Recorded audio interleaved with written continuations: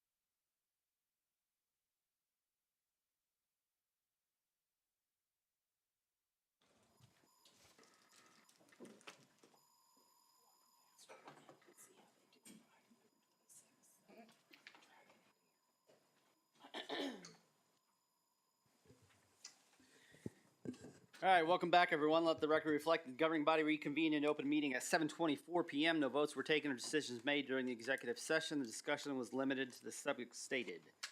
And with that, we will move on to the first public hearing. The first public hearing we have is the 2025 budget amendment. Mrs. Dunn, you have the floor, and I'll officially open the public hearing. Mayor, I thought I would save my presentation until the formal action item, and that way any questions or comments that the public has that I would need to comment on or make sure that I would get it covered in that. I did give handouts at the back of the room for anyone who wanted to look at them. They're the information that was published in the paper and in the agenda online as well. Okay.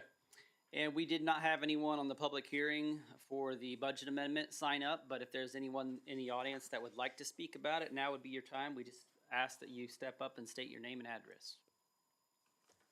Will they have the ability to ask questions then during the actual, since we're not doing a public hearing now? It's up to you. Well, we are doing a public hearing now. She's just not But doing she's it. not presenting, so they don't have anything to review. Probably recommend going ahead. Doing the presentation. Yeah, I think we do the presentation now, so if there's anybody has questions, they can ask them. Gotta get up off my floor on my rickety chair. I got the.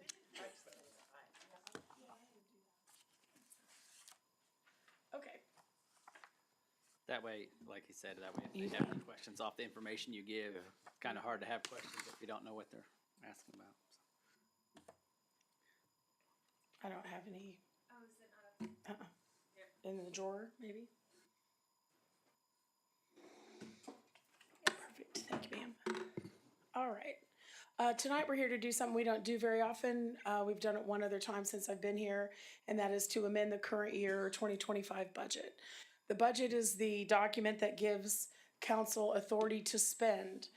That's actually what you're approving when you approve the budget, is what you are allowing yourself to spend. And we have two funds that are exceeding the authority that you've given yourself. The first one is the water fund. That one's pretty straightforward. We budgeted to operate operate the water utility for 6 months, but it was not completed. The merger was not completed, so we're going to continue to operate into 2026. So we're going to amend the budget to cover the year's operation that we didn't include in the first budget. The second one is the debt fund. We issued bond 2025A this year to pay off temporary note 2023B. And in that process, we paid over $3 million to pay off the temp notes, and we need to increase your authority to make those payments, which we have done. And so basically, the water fund, we approved you approved $2,190,000 for the expense authority, and we needed to bump it to $3,212,867. For 2026, as a point of reference, we're budgeting to operate it all year, although it will merge earlier in the year, and that budget is $3.6 million. For the debt fund, we approved $3,624,000 in the original budget. We're recommending to expand it to $6,559,000, and the difference is the payoff of the temp note, which was $3,105,000. These are kind of housekeeping. This is, work that went on. It wasn't necessarily a specific decision or something that caused the issue. I wanted to talk to you. I thought it was a good thing to give you a little bit of an update on where we are on other funds, your key funds, because I would think you would be asking, well, where are we on everything else? Are we doing okay on those? Do we need to amend them? So I wanted to talk about the expenses first. The first two funds in blue are levied funds, which are ones that property taxes are paid into, and that's the general fund, of course, the big one. And the approved budget for it for expense was just under 10 million at 9,997,000, and I'm estimating year end at 9,669,000, or a difference of about $329,000. So we're getting very close on our expense budget, but we should be good on that one. So I did not ask to amend it. The other levied fund is the cemetery fund. The approved budget was $44,500, and we make one payment out of it in general. And this year, that was the amount that was paid to the cemetery for operating it, leaving us $9,500 if we had other projects or something that had been selected this year. Water is the one, of course, that we're adjusting. And we budgeted $667,000 in expenses. And I'm estimating the year end will end at $1,735,000. So clearly, we needed another half a year worth of authority on that fund. Wastewater, it's just under 2.4 million, and I estimate the year end to be at 1.7, so we're about 660,000 under budget for expense. Stormwater, we get 812,000. We've done some engineering work for the fund and the stormwater utility, and so we do have a budget surplus there, which will carry forward. The other half of that equation, of course, is revenue, and in the general fund, we budgeted $10,147,000, and I'm estimating the year end will be at $11,857,000, a difference of $1.7 million. That's almost entirely in building permits and infrastructure permits and that work. There's some other minor things. We're a little bit over on sales tax and a little bit over on property tax. We collected more than we expected on those. The cemetery fund is right on target. Water, that same story there. We budgeted half a year. A full year is about 1.9 million, a difference of $1 million in additional revenue because we operated 12 months.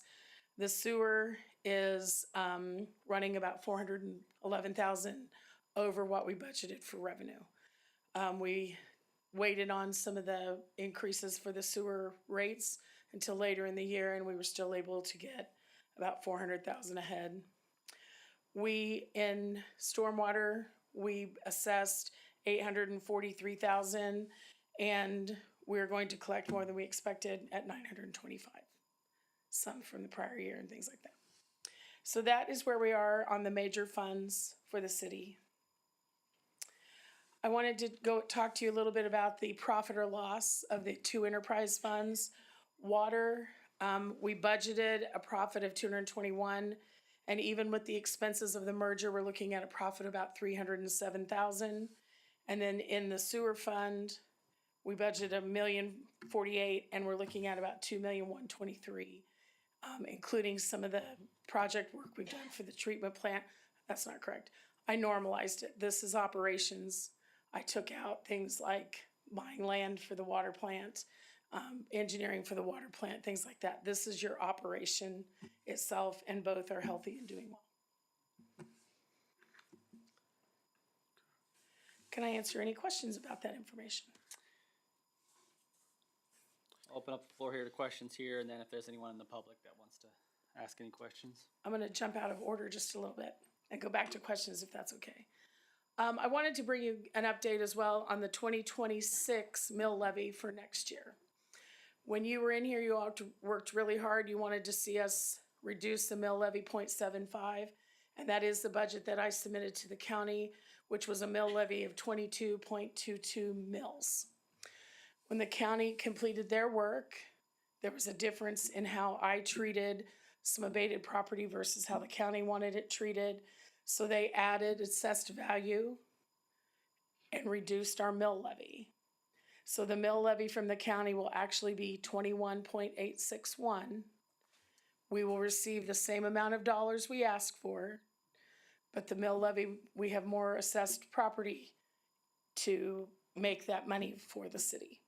So I wanted you to be aware of that because the tax statements went out, and that is the number that people will see. Some of you were pushing to be a mill, and you got your wish, basically. The final 26 to 25 is down 1.1 mills, and I wanted you to see the adjustment was about 0.35, 0.36 mills, and your 6-year change, this city is down 5.413 mills over this period of time, 6 years. I thought that was another important thing to cover for you. Yep, I think that says something to everyone up here. That's something we've really tried to do over the last few years. Yes, we've seen valuations go up, but here, at least as a governing body, we've done our best every year up here to try to lower that mill levy. And so we've pretty much been able to do it, with the exception of 1 year was pretty close to even. But yeah, so I'm proud of everyone for doing what we can. It doesn't, it doesn't completely offset the raise in valuations, but it does, at least I feel like does our part to try to lower that and try to minimize those valuation raises. Right. Because nobody likes higher taxes, myself included. All right, any questions? We can go back maybe to the very first slide. You bet.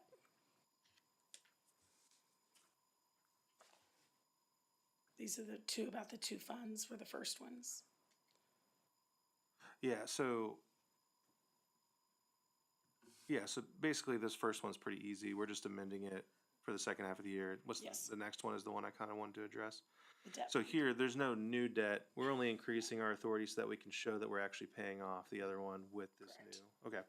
All right. I just wanted to make that clear to everybody that there's no new debt there. It's We're not just a- spending an extra $3 Yeah. million. No. It's We've just a already done matter of, that. yeah. Yeah. Okay. And we created the new bond earlier Yeah. this year that paid this Yeah, off, permanent. Yeah. made it permanent. And then the next slide. So we're about 100,000 more in revenue than we are what our estimated year-end costs are going to be on the water portion. Because if you go to the next slide or the I was revenue gonna say, side, yeah, yeah, 1894, so maybe even a little bit more. So okay, I just wanted to verify that because we kind of went through quick and I didn't. you bet. Catch it, I'll so. go to this next one. This is what your profit looks to be Yeah. from the fund. Okay, that's what I just want to make sure because when I was Yep. reading them the first time, I'm like, wait, it didn't make sense. So Right. now that I see it through again, okay, yeah, that all looks fine. Again, it's all housekeeping stuff, but I just want to make sure it seems to make The sense. formality, we have to tell the state, Yeah. update the budget and tell the county. Going back to your mill levy screen, Mhm. do you have what the new dollar for dollar discount will be for current residents? I know it was about $8 before per 100,000, but so now it should be a little bit more than that, I would assume, with the lower mill. Actually, the benefit to them should be a little more, yes. I have not done that yet. Okay, I can do that and have it for so you. it's not much again, but for the average Every dollar $300,000 or counts. $400,000 house, it's $30 or $40 a year. Yeah.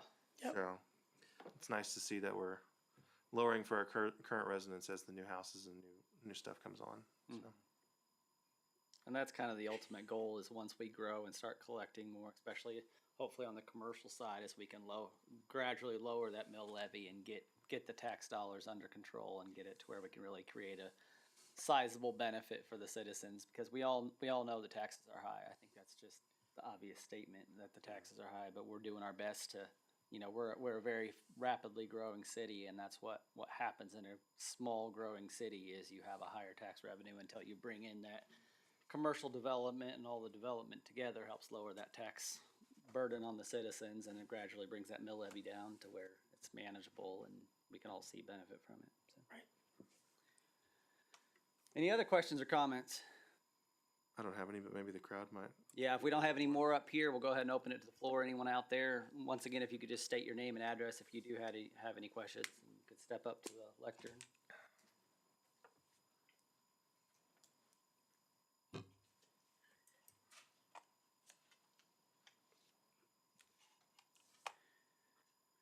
If not, we'll go ahead and close the public hearing for that one and open the second public hearing. And this is a public hearing to consider amending an existing exemption from ad valorem taxes on property located at 701 North Lincoln Street pursuant to Article 11, Section 13 of the Constitution of the State of Kansas and KSA 79-251. And Mrs. Dunn, you still have the floor.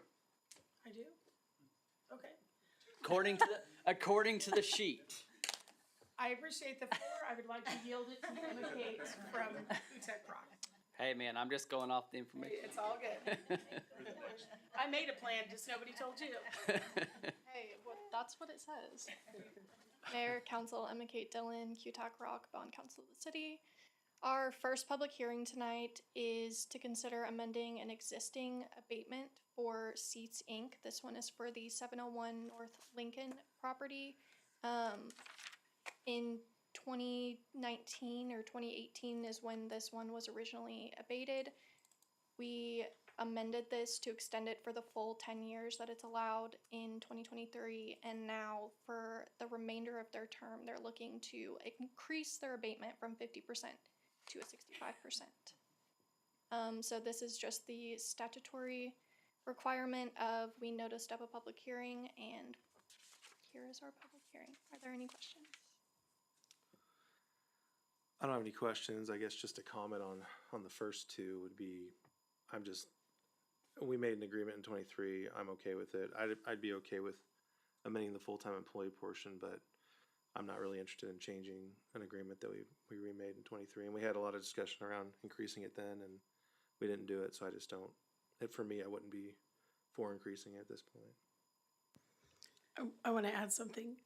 Colby Krizenkowski from Baker Tilly is also on the phone. He did the cost benefit analysis. In the event there are any specific questions about it, he'll be available to answer your questions. I guess I would like to know then Yeah. what the difference is. So if he could give us that information. You got it, Colby? They're asking about the difference in moving from 50% to a 65% abatement on, are we on 701 North Lincoln? Yes. Yes.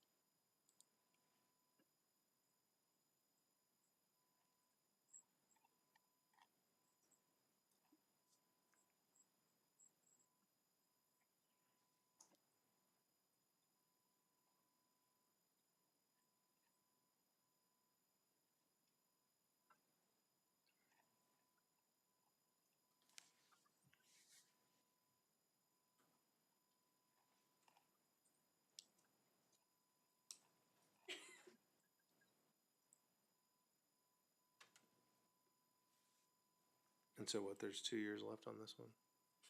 3 years left? 3 years, I believe. 3 years left? Yeah, this one expires in 28. So 300,000 over the life, but I guess we have to do the math on that too. It's about 90,000. Colby, can you tell us what that is in 2026 very easily? And were you saying that was for the school district or for the city?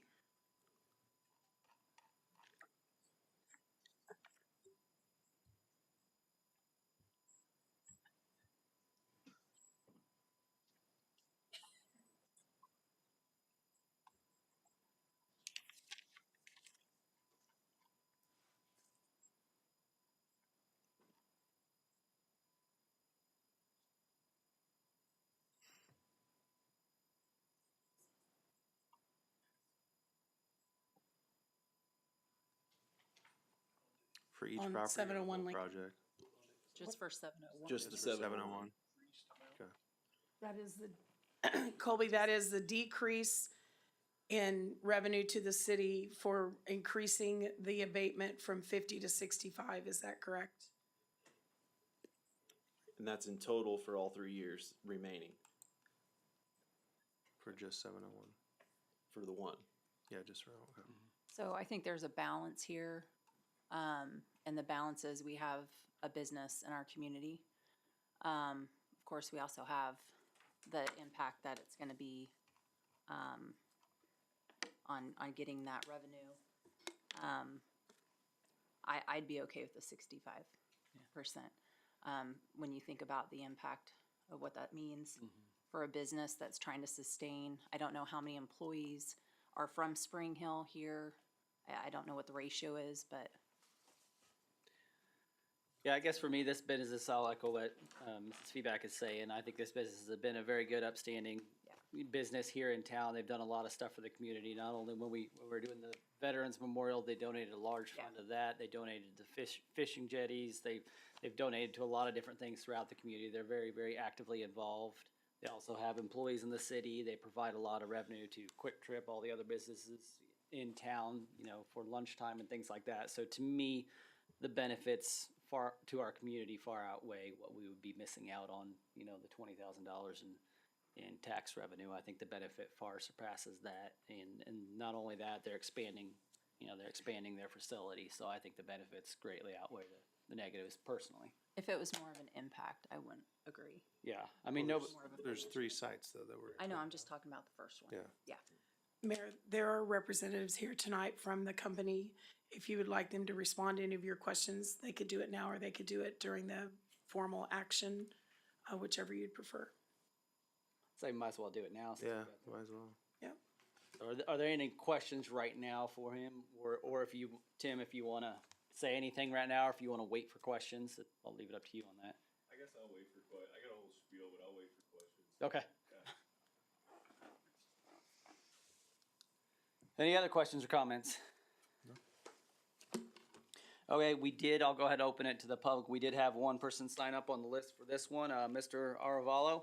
So if you want to come up and state your name and address, we didn't have anyone else beside him, so if there's anyone else in the audience that would like to ask any questions after him, once again, if you could just step up and state your name and address.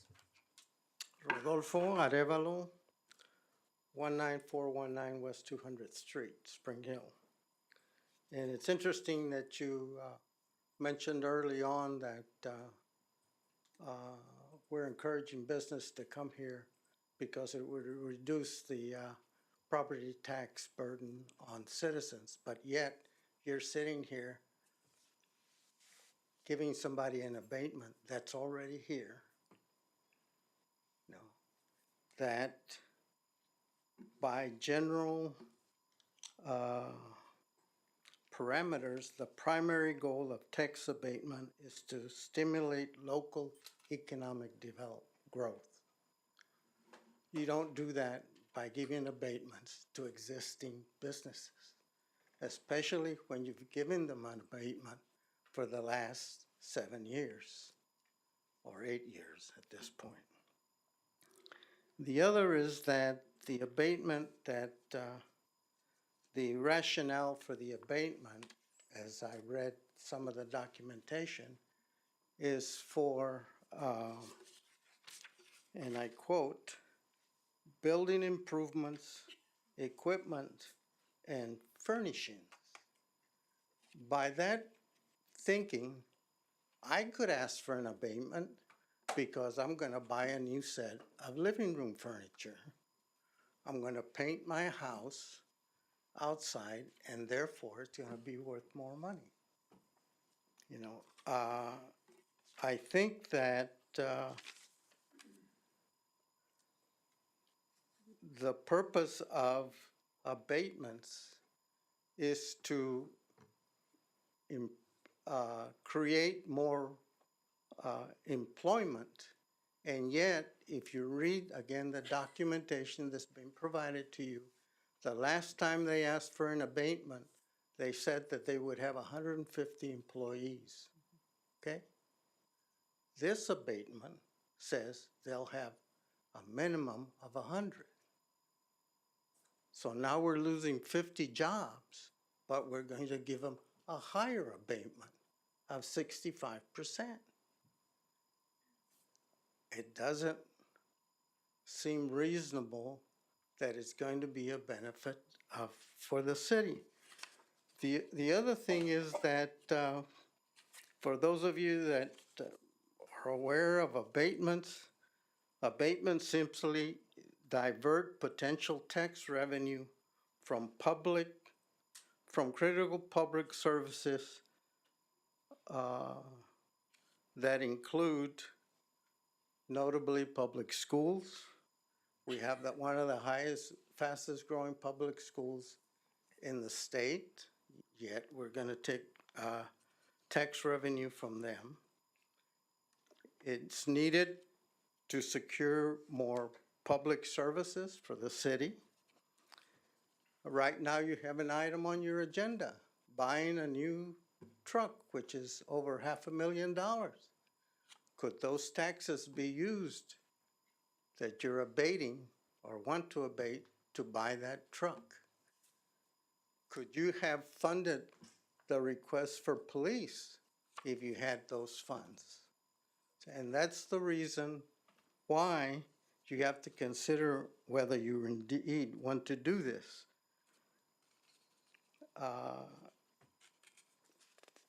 It's my understanding from reading studies suggest that many companies would have made the same location expansion decision without the subsidy, meaning the abatement may be an unnecessary cost to the public welfare of the city or the school district. So you agonized over giving the, when you did the budget, agonized over at least 4 different meetings about giving a minuscule 0.7% reduction in property taxes. But you're going to have a hearing today and vote today on critical revenue that the city could use to improve its services. So I would ask you to defer from voting and table the action items so that you can have other individuals in the city comment on whether they support such an activity or not. Today was the first time that I saw a notice from the city. All of you that ran for election ran on transparency, but yet we didn't inform the citizenry until today that this hearings were on the calendar. Most people don't read the agenda. And most of you also ran on the fact that you were going to be open and notify people of things that were happening in the city. And yet, you gave them 7 or 8 hours to act on this particular activity. So I would ask you kindly to table the action items and wait and give a significant amount of time for other residents to either write or call you on this particular item. Thank you. Thank you. Anyone else?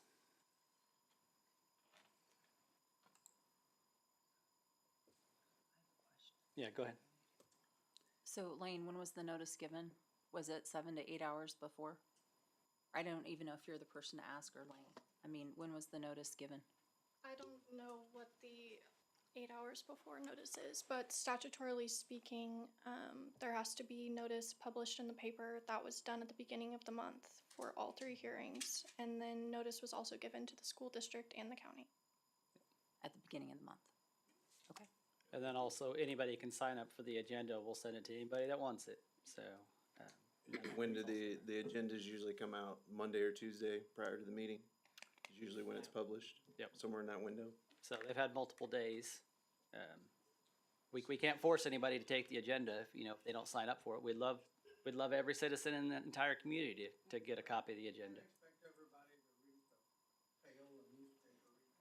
And staff did have conversations today with the school district. We said we were going to be proactive. Let's be proactive.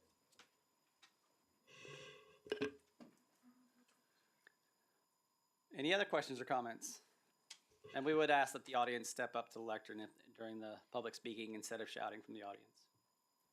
Mayor, if I may, just so you know the timing, the public agenda was published on Monday on the Okay. website. That's And the official city newspaper is the Miami County Republic, and that is where we have to publish legal documents. And so all the hearings that are on this evening were published, and we do have the affidavits of publication.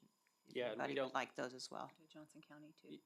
Yeah, for most cities of our size, or even in most cities in 2025, you don't have a city newspaper for most cities. So we publish it where we're required to and where we can. So, yeah, we try to get the word out as much as possible. We want people to read the agenda. We want people to see what's happening. We want people to show up to the meetings. We're not trying to not be transparent or keep people away. In fact, we'd love multiple more people to get involved. We invite people all the time to get involved. I believe it was also on Facebook on Tuesday. Correct. So, any other questions or comments? And Mr. Stevens, did you want to wait till all three of them? Okay, okay. Any other questions or comments? If not, I'll go ahead and close the public hearing for that one at this time.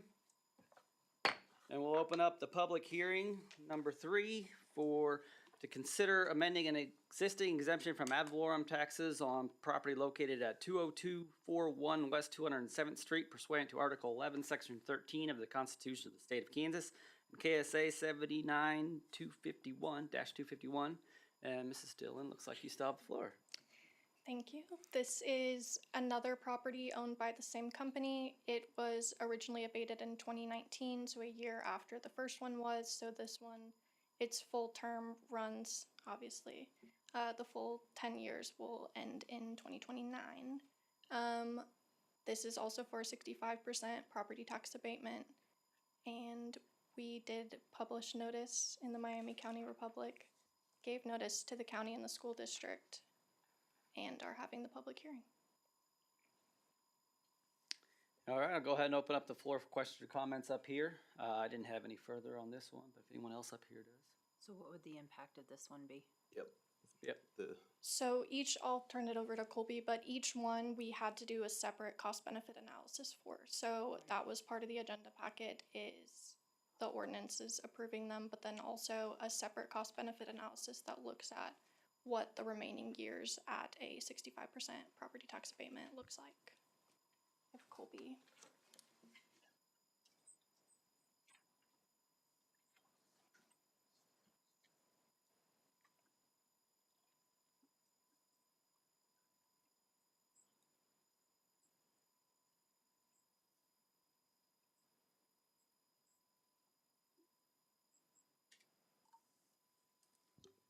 That's over the remaining 4 years of the abatement.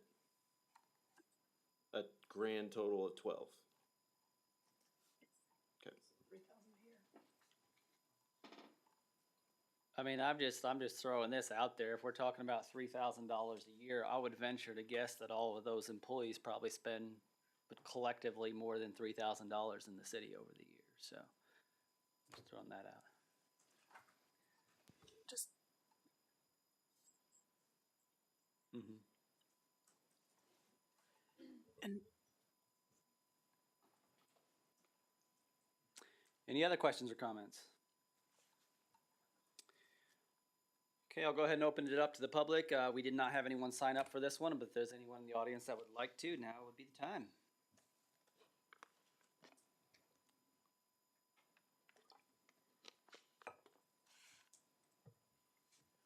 If not, we'll go ahead and close that public hearing. We'll move on to the last public hearing. It is a public hearing to consider granting an exemption from ad valorem taxes for the expansion to an existing manufacturing facility on property located at 695 North Lincoln Street pursuant to Article 11, Section 13 of the Constitution of the State of Kansas, KSA 79-251.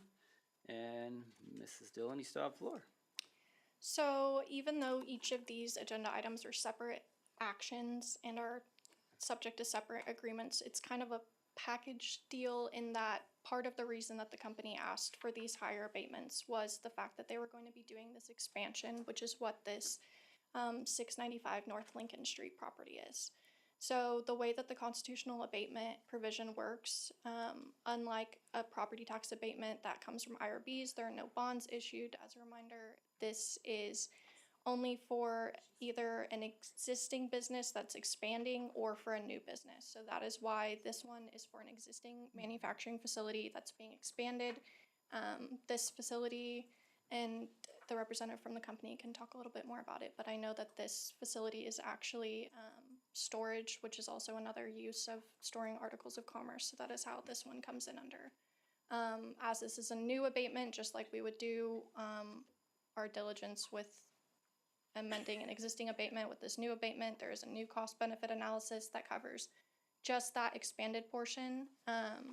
The important thing to note with this one is this is only on the building. The underlying property of the parcel of property that the new expansion building is on has already been abated pursuant to the 701 North Lincoln Street abatement. So that they are not getting extra years by any means. It is only on that added value of the building and only for 5 years.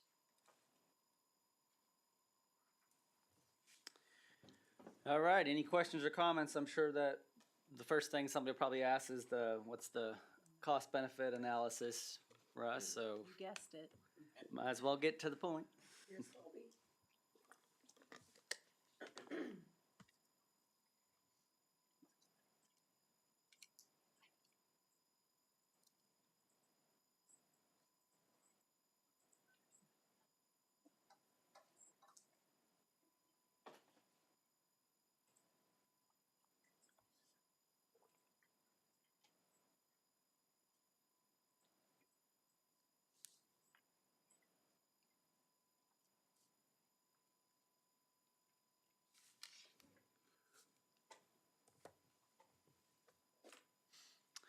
Any other questions or comments?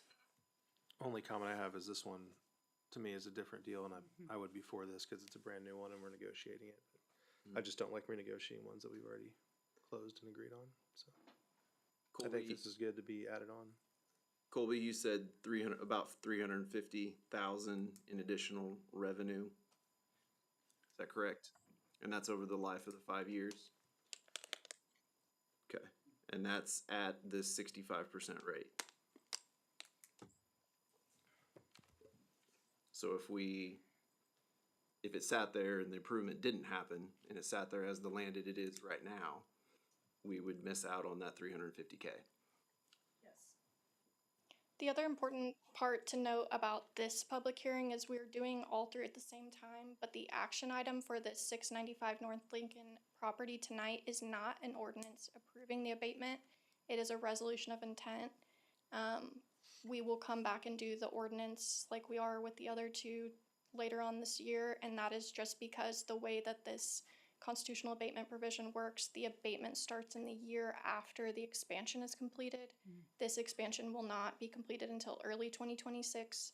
So in order to get the most accurate values whenever we are setting the pilots for this, we will be doing it starting in 2026. So the abatement for this won't start until year 2027. But this is just a resolution of intent, but since we are already doing the public hearings for the other ones, we decided to go ahead and do the resolution of intent for this one tonight. I've got another question on the land versus facility piece of it. So the land is tied to the 701 abatement that expires in 3 years. So if it moves from 50 to 65, that additional 45% would kick in 3 years off of the land. Is that correct? Yes, and Colby might be able to explain that in a little more detail.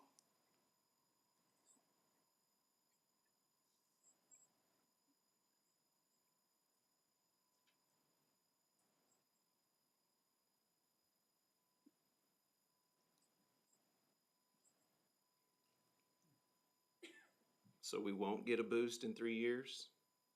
I guess is what I'm asking.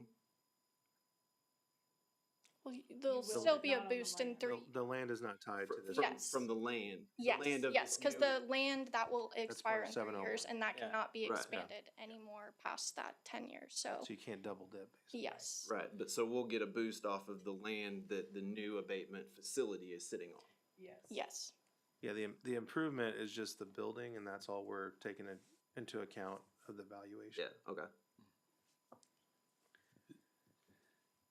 Any other questions or comments? One quick comment. I want to make sure that it's clear that this is for a 5-year abatement. Typically, we do 10-year abatements. I think the idea was, the intent would be to come back at a future date and look at the second 5 years if everything's met within the criteria of the abatement. Yeah, typically, I think with them, we did 5 years, and then with Right. the option kind of for the additional 5 years. Yep. And then with the max of 10 is. Yeah. Correct. And that's per statute. All right, if there are no further questions up here, I'll open it up to the audience. Once again, we didn't have anyone sign up for this one, but if there's anyone in the audience that has any questions or comments, now would be your time.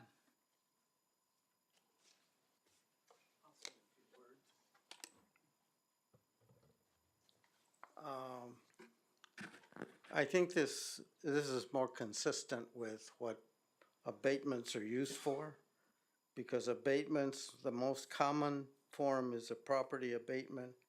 This often applies to only the increase in the property value resulting from new construction or renovations, rather than the existing value of the land or the original structure. That's why I'll go back, if you excuse me, to the first two items that are requested. I don't believe that they qualify for abatement because it's not consistent with what you usually use abatements for. Thank you. Thank you. Anyone else?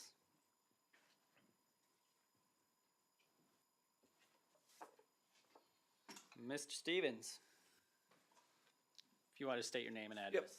Good evening, Council. Tim Stevens, Vice President of Operations for Seats Incorporated. Main plant being 701 North Lincoln Street here in Spring Hill, Kansas. We're also a member of the Nordic Group of Companies. First, I want to thank Rick McConnell and Emma Kate Dillon from Kutak Rock for helping facilitate this whole abatement discussion. Also thank Lane Massey and Rhonda Dunn for helping join in conversations as well. Just to kind of, I know there's some new council members here that have not met before, so just to give a little recap of Seats Incorporated. So back in 2018, we're based out of Wisconsin, headquartered there.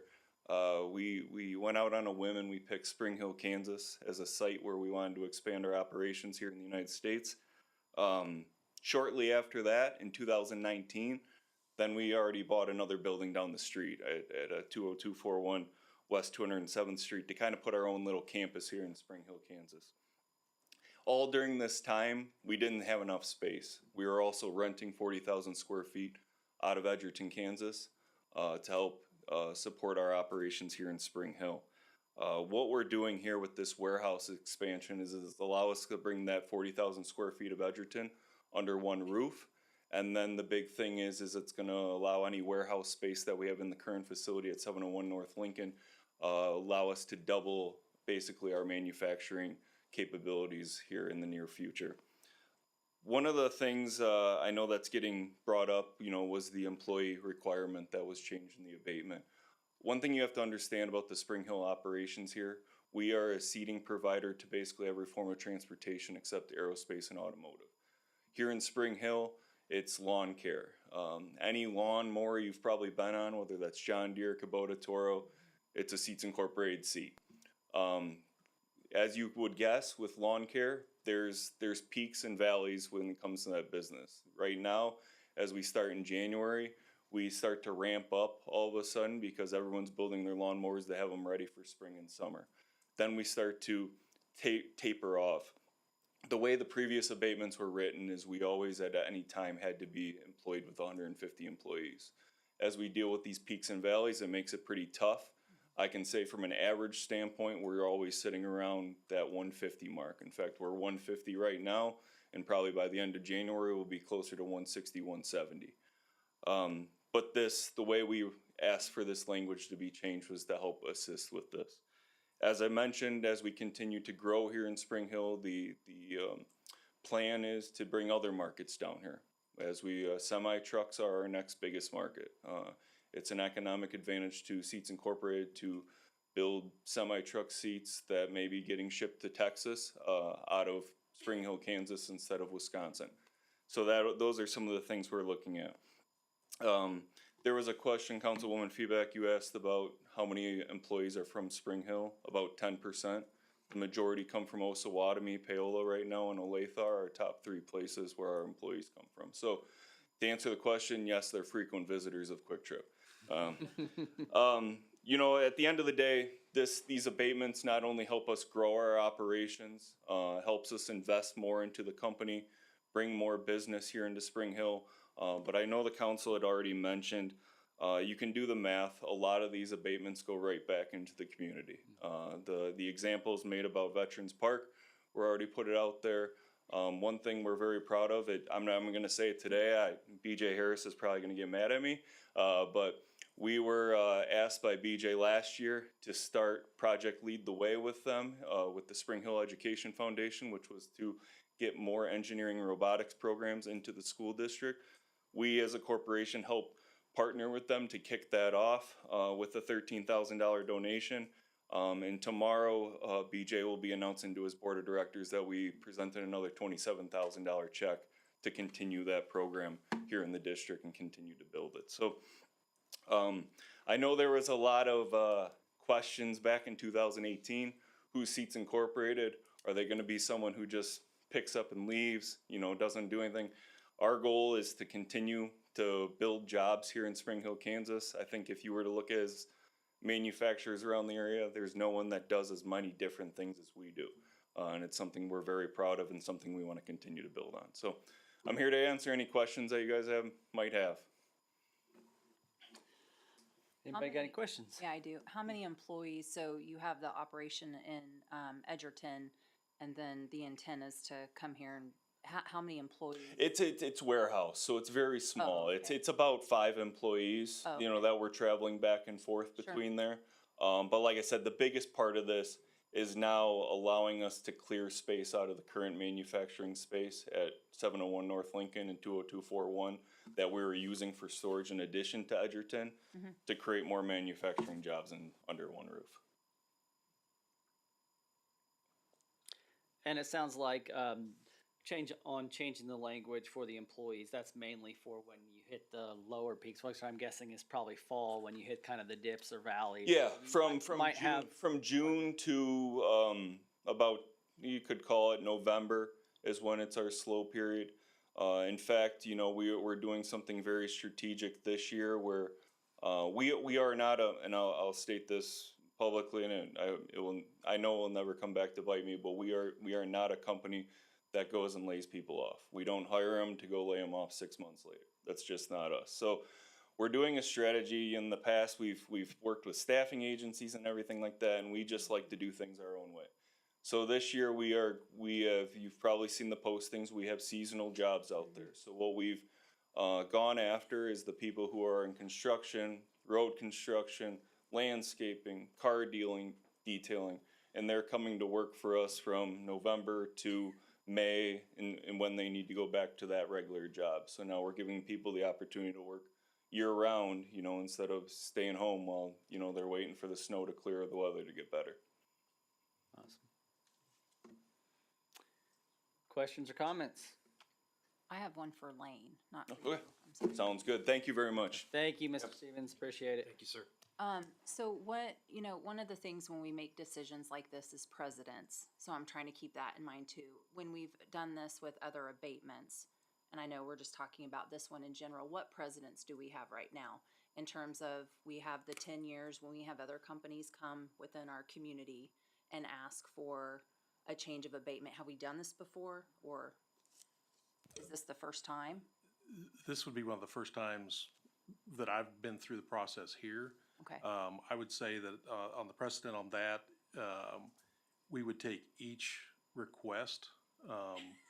We would meet with myself and finance, Kutak Rock, Baker Tilly, and look at the cost benefit and go through many, many different variables. It could be number of employees, it could be the salaries, it could be construction jobs created from the building of the new facility, sales tax. We would look at all those things and make a recommendation back to the governing body. So it's hard to say that it does or doesn't set a precedent on this. I think in general, the 50% is where we've been in the past. And depending on the project, it can go up from there or possibly down from there. So it's kind of hard to narrow it down. If we had a company coming in and wanting to bring 1,000 jobs with 3,000 construction jobs for 5 years, that's probably going to be a different discussion. It may be a little bit higher or it could be at the same amount. I know that's not a good answer, but it's, Yeah, And surrounding communities are doing, the going rate now is a whole lot higher for tax abatement. yeah. In our neighboring peer cities, you're seeing anywhere between 50 to 80. And it really depends on the industry, the jobs, the revenue that comes along with that. And probably Colby could go into, and Emma Kate and Rick could probably go into a little bit deeper depth of what that looks like. But it's really, you look at all those variables together and come up with a recommendation on what's good for the company and what's good for the city and all the taxing entities. so based off what Mr. Rodolfo said about the existing abatement, and changing it, and that, you know, under new, because this would be a new building like in the last one, in public hearing number 3, I mean, do you feel that I mean, I know you're not an attorney, I wish Spencer was here, like, because he was saying that that doesn't qualify, and so I would like to hear what, I will defer to Emma Kate and okay, Rick on that. yeah.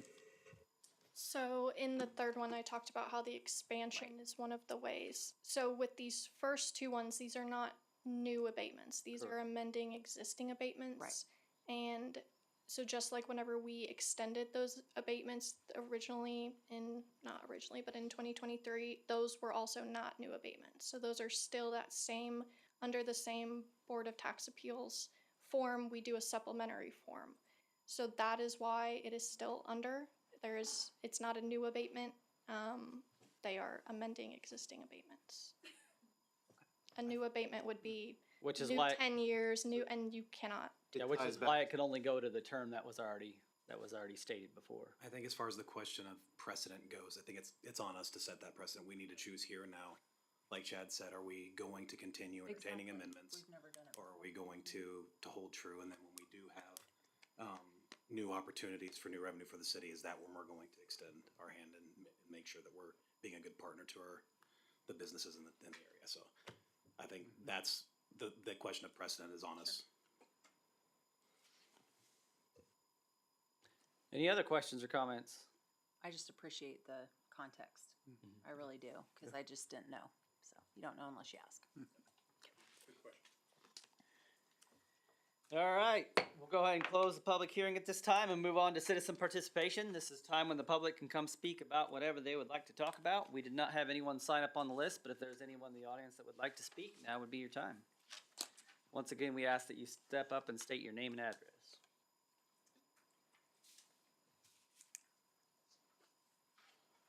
Going once, going twice. All right, we'll go ahead and close citizen participation this time and move on to the consent agenda. These are items that the staff considers to be routine maintenance, but if there are any questions or comments on that, now would be the time. If not, I entertain a motion to approve the consent agenda as presented. So moved. Second? Got a motion and a second. Is there any further discussion? Not all those in favor? Aye. Opposed? Motion carries 5-0-0. Next, we'll move on to formal council action. The first item on the agenda is consider approval of 2025 budget amendment to the water and debt fund budgets. And Mrs. Dunn, you have the floor again. Okay, I can go back to my presentation if you'd like to hear it again. I think we've discussed it pretty well, but if you would like to ask any other questions related to the two funds we need to amend for the budget, I'm happy to answer those for you. No, I'm good. I don't have any further questions. Anyone else up I here? think we covered it pretty well. Yeah. I don't have any questions, but I appreciate your presentation. It was really good. Great. Yes, thank you. Yes, thank you for being prepared for all of our questions that you were probably expecting. So, You guys are a good challenge. I enjoy it. Thank you. well, if there are no further questions, I entertain a motion. I move to approve the 2025 amended budget. I second. Got a motion and a second. Is there any further discussion? Not all those in favor? Aye. Opposed? Motion carries 5-0-0. I'm going to pass this around among you. This is the document you all sign, the budget. And so I'll start it with Mr. Poole and I'll pick it up at the other end at the end. Sounds good. Next item on the agenda is consider approval of ordinance number 2025-23, an ordinance amending an existing exemption from ad valorem taxes on property located at 701 North Lincoln Street pursuant to Article 11, Section 13 of the Constitution of the State of Kansas and KSA 79-251. And Mrs. Dillon, you have the floor if there are any further questions. This is the ordinance that follows the public hearing. This is what would actually approve amending the existing abatement. This increases it to 65% and amends the employment terms so that it encompasses the new expansion of on the 695 North Lincoln, while also maintaining that flexibility for the company as previously stated about looking at their numbers in the aggregate. Any questions or comments on that one? I apologize. You said this covers everything as a whole here? Or is it just the one? We have it all lumped together even though it's been presented in three? They're each separate Right. Just the employee. abatements. It's just the employee part, but there are still separate pilot agreements for each. So whenever for example, when the 701 North Lincoln expires, there will still be those two remaining pilot agreements and also abatements. That's what she gets when she has to sign something when you're talking. Yeah, I absolutely checked out while saying. So what do you guys want the president's, I mean, when we just talked about that, PJ, like, Yeah. is that kind of where are you at with? I kind of lean with Chad on Chad. that. I think that our existing agreements are things that we should treat as firm as often as possible. When we do have new economic opportunities, when they are expanding, I want to continue to be a good partner and make sure that we're encouraging and incentivizing that growth.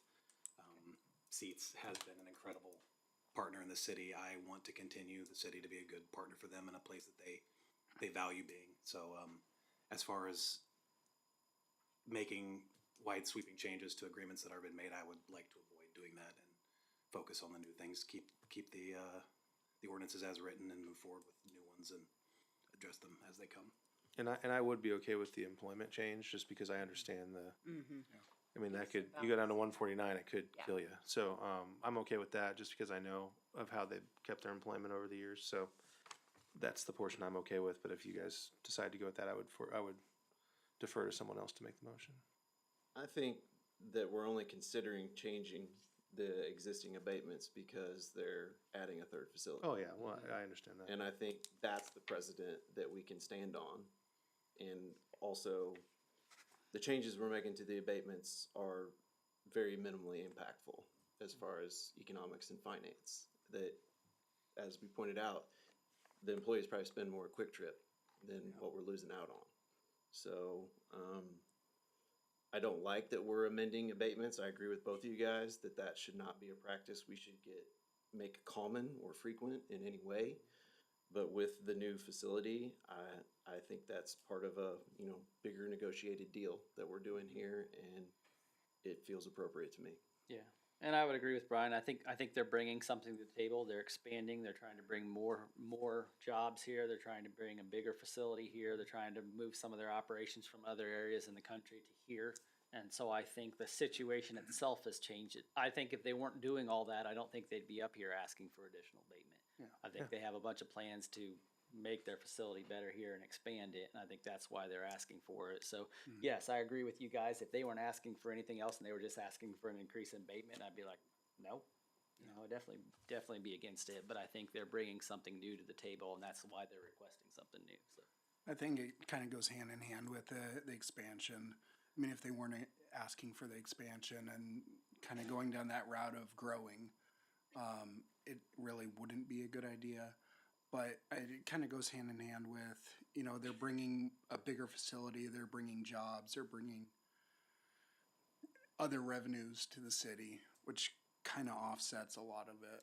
I kind of agree with you guys as far as if it wasn't a growth opportunity for Seats and for the city and for just the community as a whole, I don't think it would be a good idea, but it is part of their growth plan. They've been a great partner with the city, with the school district, just on a whole. And, I think they go together. If they weren't together, it wouldn't be a good idea.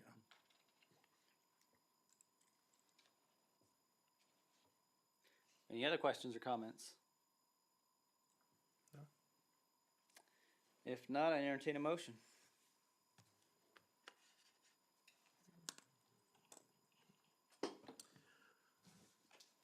I move to approve ordinance number 2025-23, amending an existing exemption from ad valorem taxes for a facility used to manufacture articles of commerce located in the city of Spring Hill, Kansas, and acquired, improved, equipped, and furnished by Nordic Equity LLC and Seats Incorporated, all in accordance with Article 11, Section 13 of the Kansas Constitution, 701 North Lincoln Street. A second? Got a motion and a second. Is there any further discussion? If not, Madam Clerk, could you please take the roll? Mrs. Feback, Yes. Mr. Peel, Yes. Mr. Young, No. Mr. Grant, Yes. Mr. Thron, No. Mayor Berkey. Yes. Ordinance 2025-23 passes 4-2. Thank you very much. Next, we'll move on to consider approval of ordinance number 2025-24, an ordinance amending the existing exemption from ad valorem taxes on property located at 20241 West 207th Street pursuant to Article 11, Section 13 of the Constitution of the State of Kansas, and KSA 79-251. And Mrs. Dillon, you still have the floor. This is, of course, for the 207 These are always Street awkward. property. It's just the same Keeping thing. them straight has been so fun. This is basically the same deal, except that the original abatement was in 2019, so this one will expire in 2029. But all the other terms are the same. This pilot agreement is now, of course, a second amended restated pilot agreement that has that aggregate employment requirement, and then also changes the abatement to 65%. Any other questions or comments on this one? No. If not, I entertain a motion. I move to approve ordinance number 2025-24, amending an existing exemption from ad valorem taxes for a facility used to manufacture articles of commerce located in the city of Spring Hill, Kansas, and acquired, improved, equipped, and furnished by Nordic Equity LLC and Seats Incorporated, all in accordance with Article 11, Section 13 of the Kansas Constitution, 20241 West 207th Street. Second? Got a motion and a second. Is there any further discussion? If not, Madam Clerk, can you please take the roll? Mr. Peel, Yes. Mr. Young, No. Mr. Grant, Yes. Mr. Thron, No. Mrs. Feback, Yes. Mayor Berkey. Yes. Ordinance 2025-24 passes 4-2. Thank you very much. Next, we'll move on to consider approval of resolution number 2025-R-22, a resolution of intent granting an exemption from ad valorem taxes for an expansion to the existing manufacturing facility on the property located at 695 North Lincoln Street pursuant to Article 11, Section 13 of the Constitution of the State of Kansas and KSA 79-251. Mrs. Dillon, you still have the floor. As stated earlier, this is actually a resolution of intent, so if you approve this resolution, you are not actually giving approval of the abatement, but it will become more of a formality when the ordinance comes back to you this summer. And again, it was because of the weird timing of how everything works. We didn't do resolutions of intent for the previous abatements, but that's just because timing didn't call for it. All right, I know we've discussed this one pretty thoroughly, but any other questions or comments? Yeah, this one to me is a little bit different. I'm for this, but Brian, if you want to continue making the motion these long, No, you can go for we'll it. stick with the tradition. Yeah. So this one's all yours. Oh, great. Move to approve resolution number 2025-R-22, determining the intent of the city of Spring Hill, Kansas to grant an exemption from ad valorem taxes for an expansion to a facility used to manufacture articles of commerce to be located in the city and improved, equipped, and furnished by Nordic Equity LLC and Seats Incorporated, all in accordance with Article 11, Section 13 of the Kansas Constitution at 695 North Lincoln Street. A second. Got a motion and a second. Is there any further discussion? Not all those in favor? Aye. Opposed?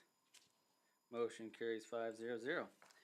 Next item on the agenda is consider approval of annexation agreement between Robert E. McEnany, trustee of the Robert E. McEnany A revocable trust in City of Spring Hill, Kansas, for parcel ID 9F241-506-4003 at the northwest corner of 199th Street and Renner Road, including adjacent right-of-way on 199th Street and Renner Road. And Mr. Massey, you have the floor, apparently. All right. Mayor, council, before you this evening is an annexation agreement for a property at the northwest corner of 199th and Renner.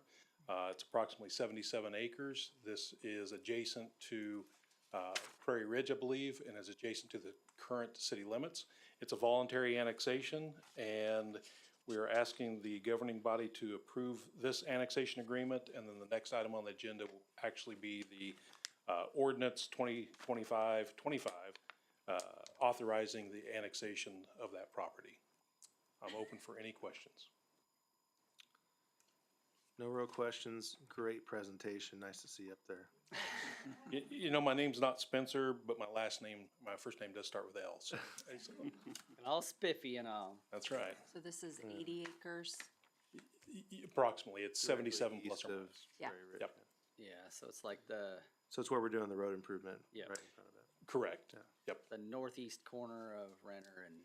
The west side of this property. I know where it's at. I was just trying to Yeah. clarify like how big of land it was. Yeah. The west side of this property touches the city limits.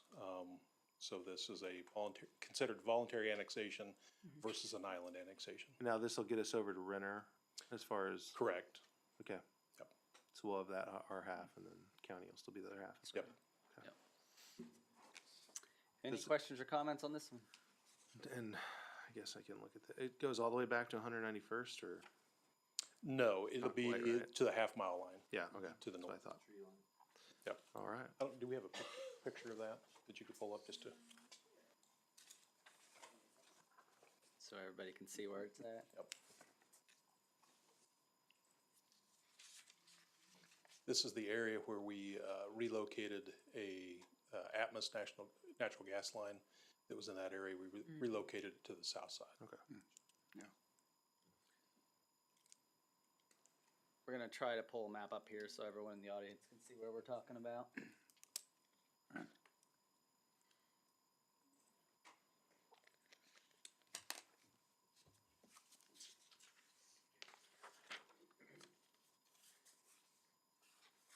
I'd sing if I could, but sorry. That's okay. Yeah. I'll spare you.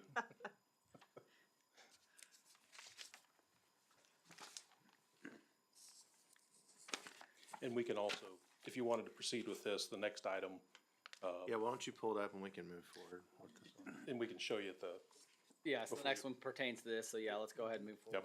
So with that, if there are no further questions or comments, I entertain a motion. Move to approve the annexation agreement between Robert E. McEnany? How do you say it? McEnany. Can any? McEnany, trustee of the Robert E. McEnany Revocable Trust, collectively referred to herein as the property owners in the city of Spring Hill, and authorize the mayor to execute the agreement. A second. Got a motion and a second. Is there any further discussion? Not all those in favor? Aye. Opposed? Motion carries 5-0. Next item on the agenda is going along with this is consider approval of ordinance number 2025-25 authorizing the annexation of land located at the northwest corner of 199th Street and Renner Road, parcel ID 9F241-506-4003, including adjacent right-of-way on 199th Street and Renner Road. And Mr. Massey, you still have the floor. The mayor eloquently detailed my whole presentation, so. This is the next step in the process, is approving the ordinance 2025-25, authorizing the annexation of land located at the northwest corner of 199th Street and Renner Road. And I will stand for any questions that you have. And here's a picture of the parcel in question. And this includes all the area we need for the road and everything too?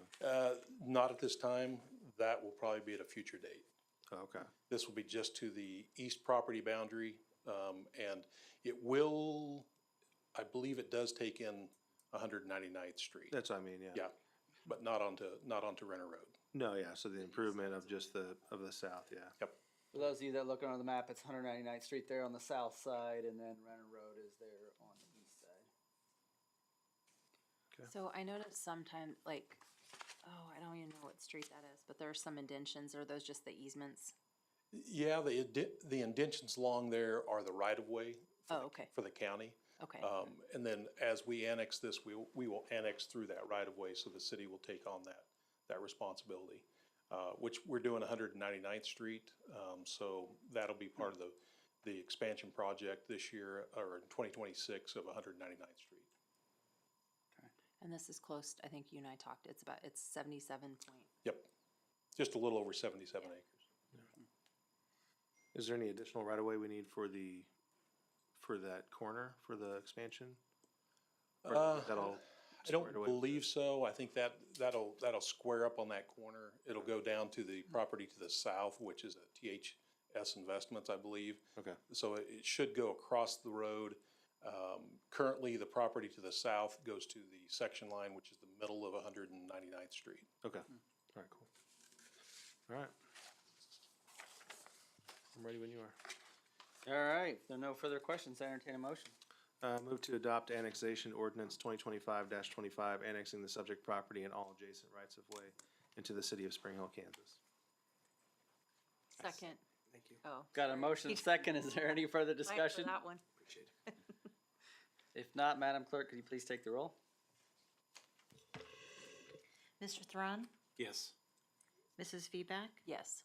Mr. Peel, Yes. Mr. Young, Yes. Mr. Grant, Yes. Mayor Berkey. Yes. Ordinance 2025-25 passes 600. Thank you very much. Next, we'll move on to consider approval of resolution number 2025-R-23, a resolution providing for the range of salaries of various city officers and employees of the city of Spring Hill, Kansas, pursuant to section 1-401 of the Spring Hills Municipal Code. And Mrs. Jones, you have the floor. Yes.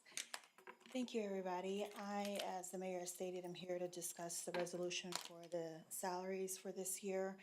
As you know, each year we bring the salary resolution forward, looking at the ranges for the positions and seeing if there needs to be any sort of adjustments annually.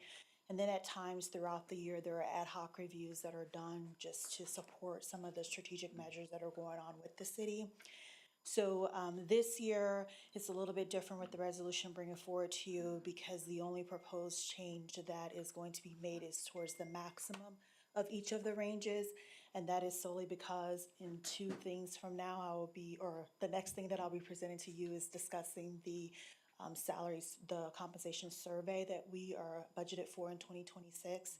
So with this resolution, the proposal is to move the maximum of the ranges to equal what is the potential increase that someone can get with their merit next year, just to make sure that if there is anyone that is close to being at the top of their range, we're making sure that we're still able to give them that full allotment of what they're awarded based off of their performance. The other thing is that throughout the year, we did a couple of ad hoc reviews on some positions, and as a result of that, we did have one position, the building official, that was recommended to move to a higher grade. So those are the 2 changes that you see on this resolution. So at this time, the staff does recommend that the governing body approve the resolution. Obviously, as always, your alternatives are that you could deny it or request more information and we come back. But if there are any questions, I'd be happy to answer those. I don't believe this has a direct impact on any budget. It has no direct impact on your budget, right? Question, the information that you're talking about, so I get that in 2026, so you use a broker, CBIZ. Well, it'll just depend on kidding. whoever you guys approve for Oh, that. But the So, thing yeah. that you're basing it on now is based off of a survey that CBIZ did, right? The 4.4%, that's based off of the last time we did our survey, which was in 2023 with CBIZ. And part of that agreement for them to do the survey was they gave us annual updates, Okay. letters to us for 5 Ad years. hoc, like you said. Right, and then so that's where that 4.4 came from when we agreed on that during the budget season. So the thing that's gonna come up next is to go over the results of a quote process that I went through to find another partner to do another survey. And that is going to allow us to align with discussions that are gonna take place in 2026 for the 2027 budget. But we've already budgeted for the payment of that particular vendor to do that survey for us. Okay, and so just out of what you it's only one position that's impacted. With this The officer. particular resolution here, we're only moving one position to a Right. different grade, yes. Okay, But we don't currently have anyone in that role. right. So, but we found that, It's the range. yes, Yeah. yes. Okay.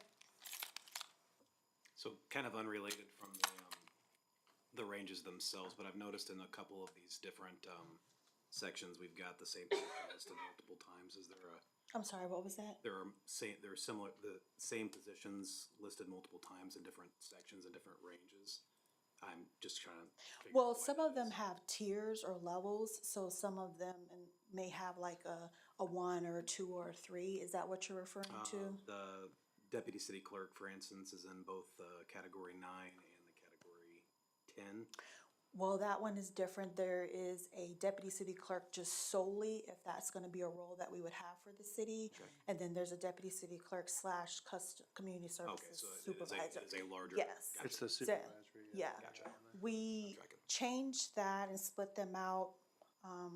I'd have to look it up to be exact, but it was a resolution or so ago, cause we were trying to kind of get ahead of where we may think things are gonna be going to be As strategic. we have people that move into wearing potentially two Right, different hats. yes. We are able to compensate them. Yes. For their responsibilities. Got it. Thank you very much.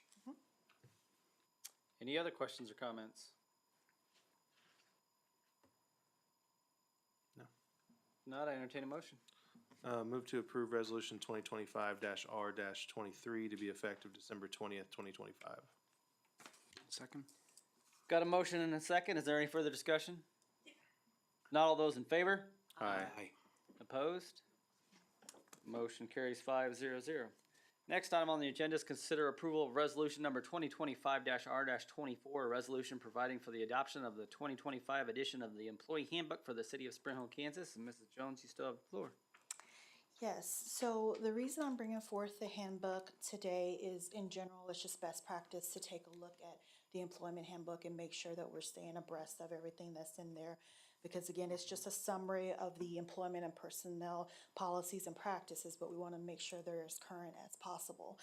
Looking at this year's review of the employee handbook, it looked like there were a couple of minor things that we wanted to change to make sure, again, that they were current and abreast. And so I listed them in there. Is that one thing, since we approved the handbook back in 2024, since then we've changed the resolution for our police department to have them on a step plan.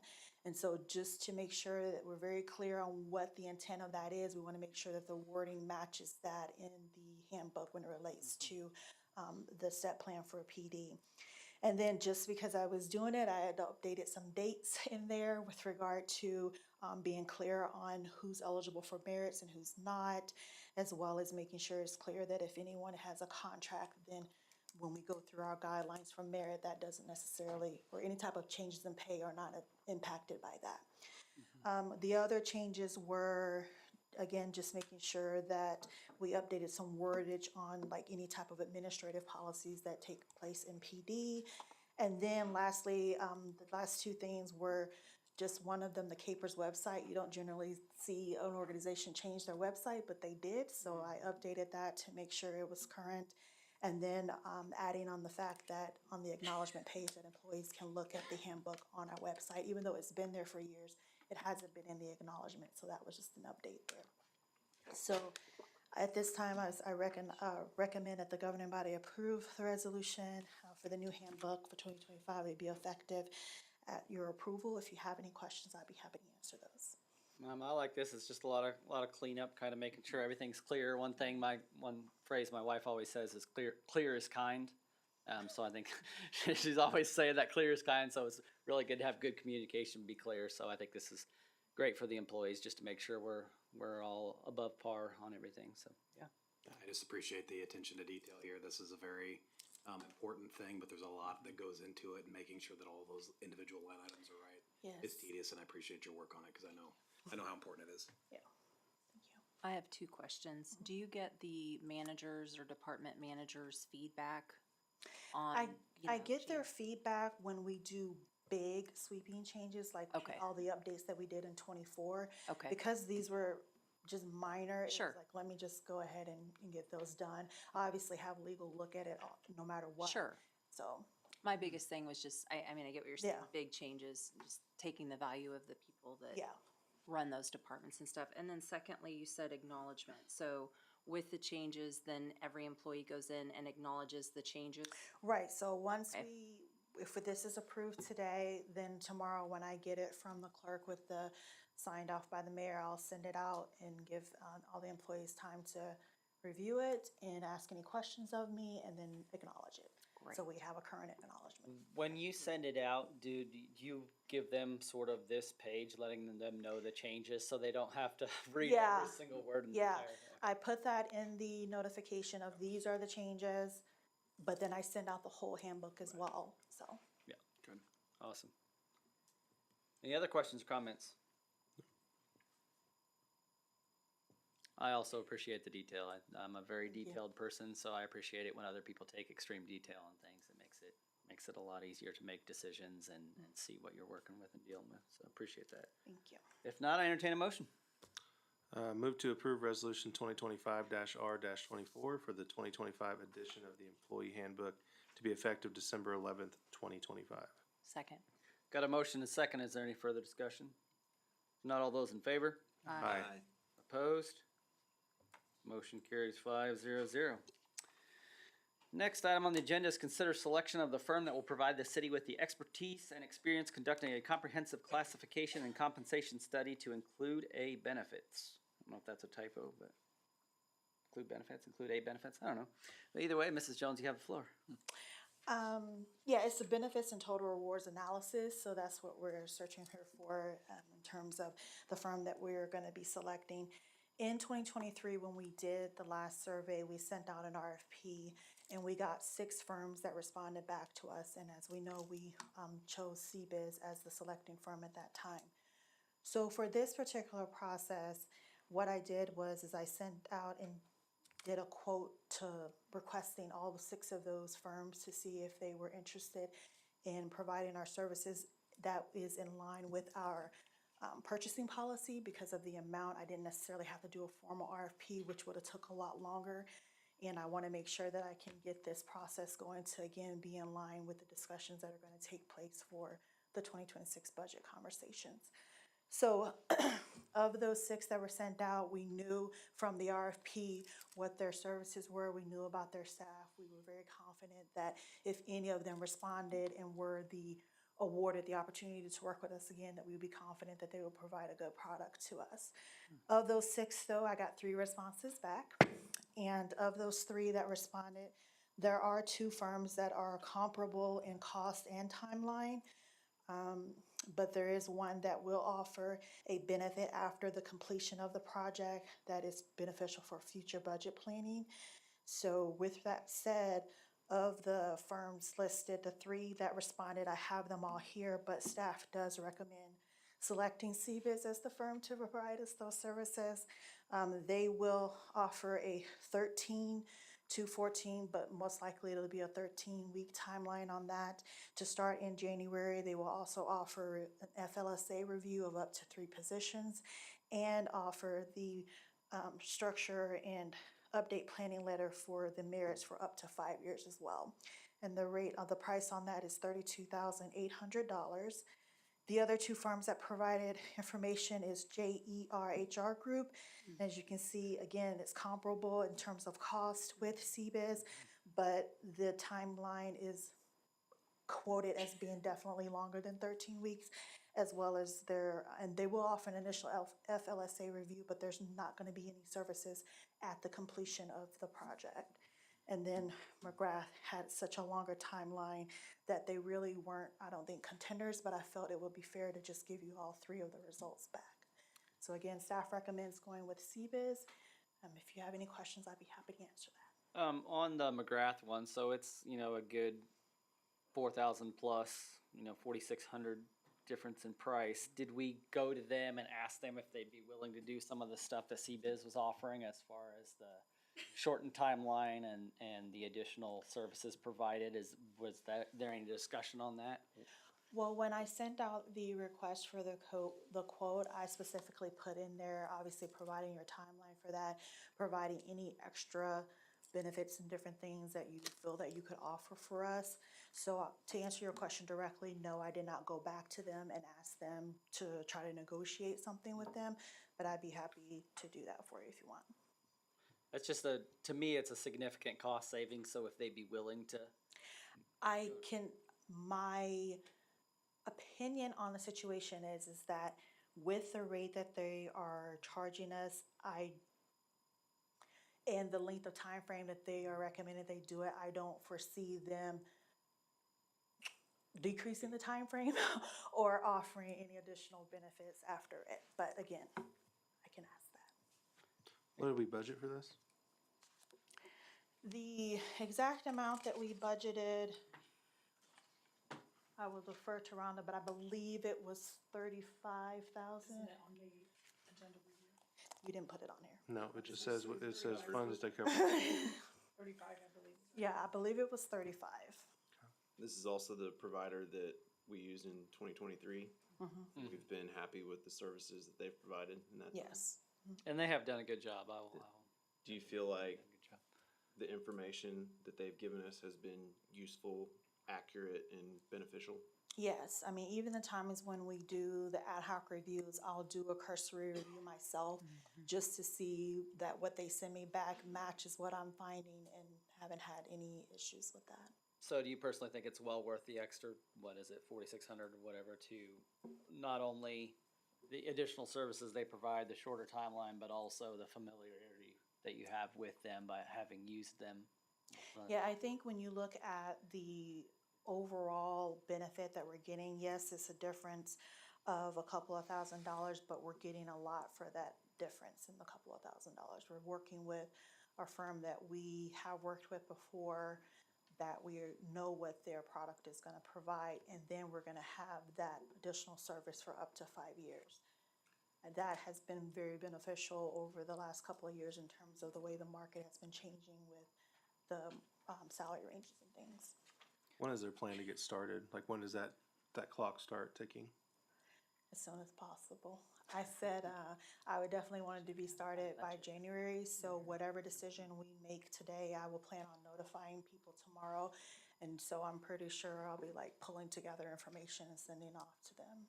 The only reason I asked that is we have another meeting on the 30th, so if you did go back and ask the questions Joe brought up, I would even go back to CBiz and say, hey, we had some more competitive pricing, if they were to come back with, hey, yeah, we'll meet those expectations. But I think it's a good enough difference in price that I wouldn't mind having the conversation if we're looking at January start anyway.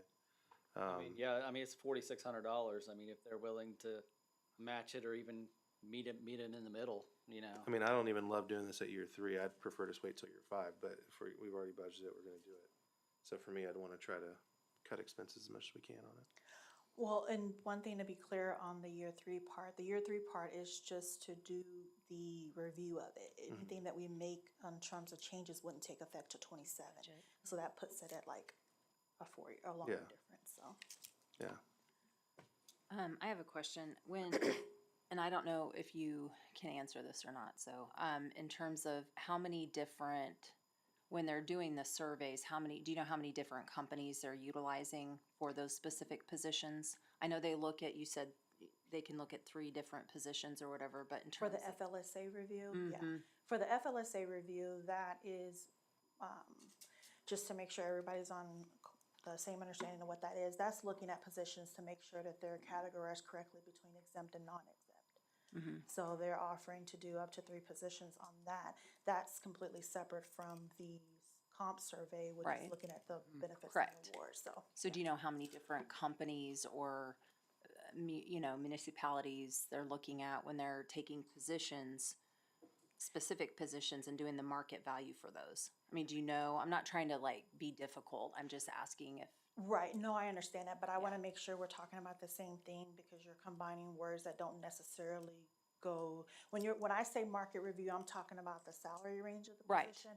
And so the FLSA review has to do with the duties of that particular position, so irrespective of what it pays in the market, it's really, well, I mean, that's part of it as well. Yeah. When it looks at exempt versus non-exempt. I think I can jump in here. Okay. I don't know that we know the exact number that they look at for the public sector, but they'll look at public sector and private sector. Okay. And look at the market conditions within the region. Okay.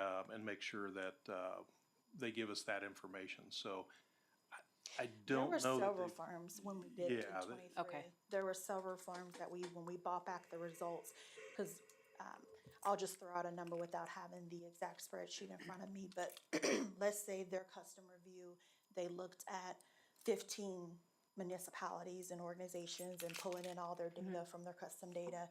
And then based off of that information, then you guys determine, hey, let's kind of whittle that down a little bit and adjust that even further. So they do give us as broad of, as many points of contact as they can that make sense for the city based off of our size and our budget.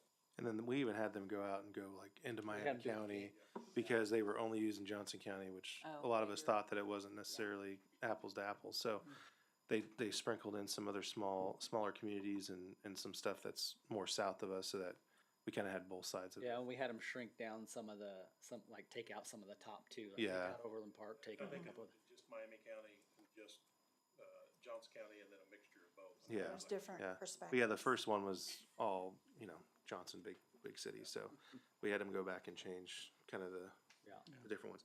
I don't think they did a poor job. I would have liked to wait one more year, but either way, I'm fine with it if you guys all want to go with the CBIZ because they did do a good job and they offer some good benefits. But I wouldn't mind going back to them and seeing if we can squeeze a couple bucks out. Yeah, I wouldn't mind bartering with them or McGrath and see if we can, excuse me, if we can get it anywhere closer to that lower bid price.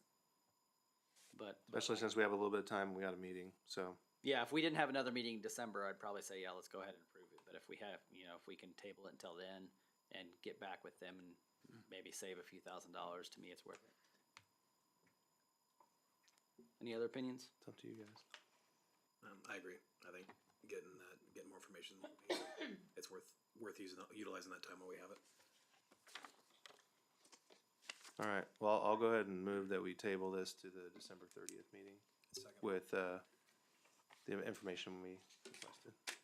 I second. Got a motion and a second. Is there any further discussion? Not all those in favor? Aye. Opposed? Motion carries 5-0-0. Thank you very much. Yeah. Thanks. Next item on the agenda is consider approval of a purchase of a sewer jetting vacuum combination truck from Vactor. And Mr. Spear, you have the floor. Thank you, Mayor. Good evening, Council. This, you may recall, is an item that's coming back again from a previous meeting, so I won't go into quite as much detail, but I will kind of hit the high points. Not to interrupt you, but I'll say this, for me, this is one of those instances where we sent it back and I think we're getting some cost savings on it. And this is kind of the whole point of sometimes sending it back to see if we can, finagle a little bit and save a few dollars. So carry on. Yeah, absolutely. So just a quick overview. This is purchase of a sewer combination truck. It's a critical piece of equipment for the maintenance of our sanitary sewer collection system. We have 77 miles of sanitary sewer mains. It's really important that we increase and maintain that level of maintenance. So this truck will allow us to do that in-house much more efficiently and economically than if we contract out for that. We're looking at about a 5-year schedule, meaning that over the course of 5 years, we will be able to clean and inspect every sewer main in the city. On year 6, we'll start over again.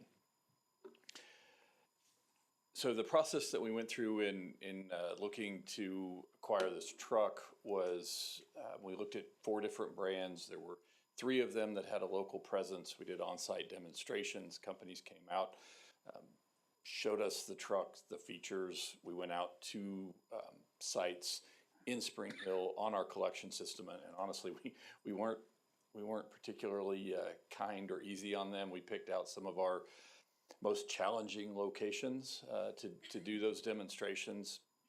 Saw how the units performed. We obtained pricing from those three initially for that initial truck.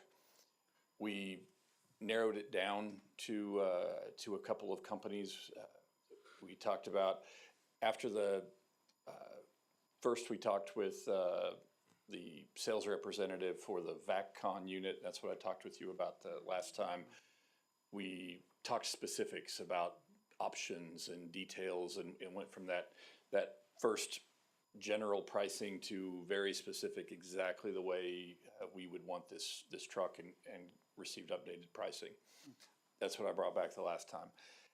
Since that meeting, we also went back to the representative, sales representative for the Vactor unit, and went through that same process. Said, okay, starting with that general unit and price that you gave us, let's talk about, down to specific lights and toolboxes and all of the little details.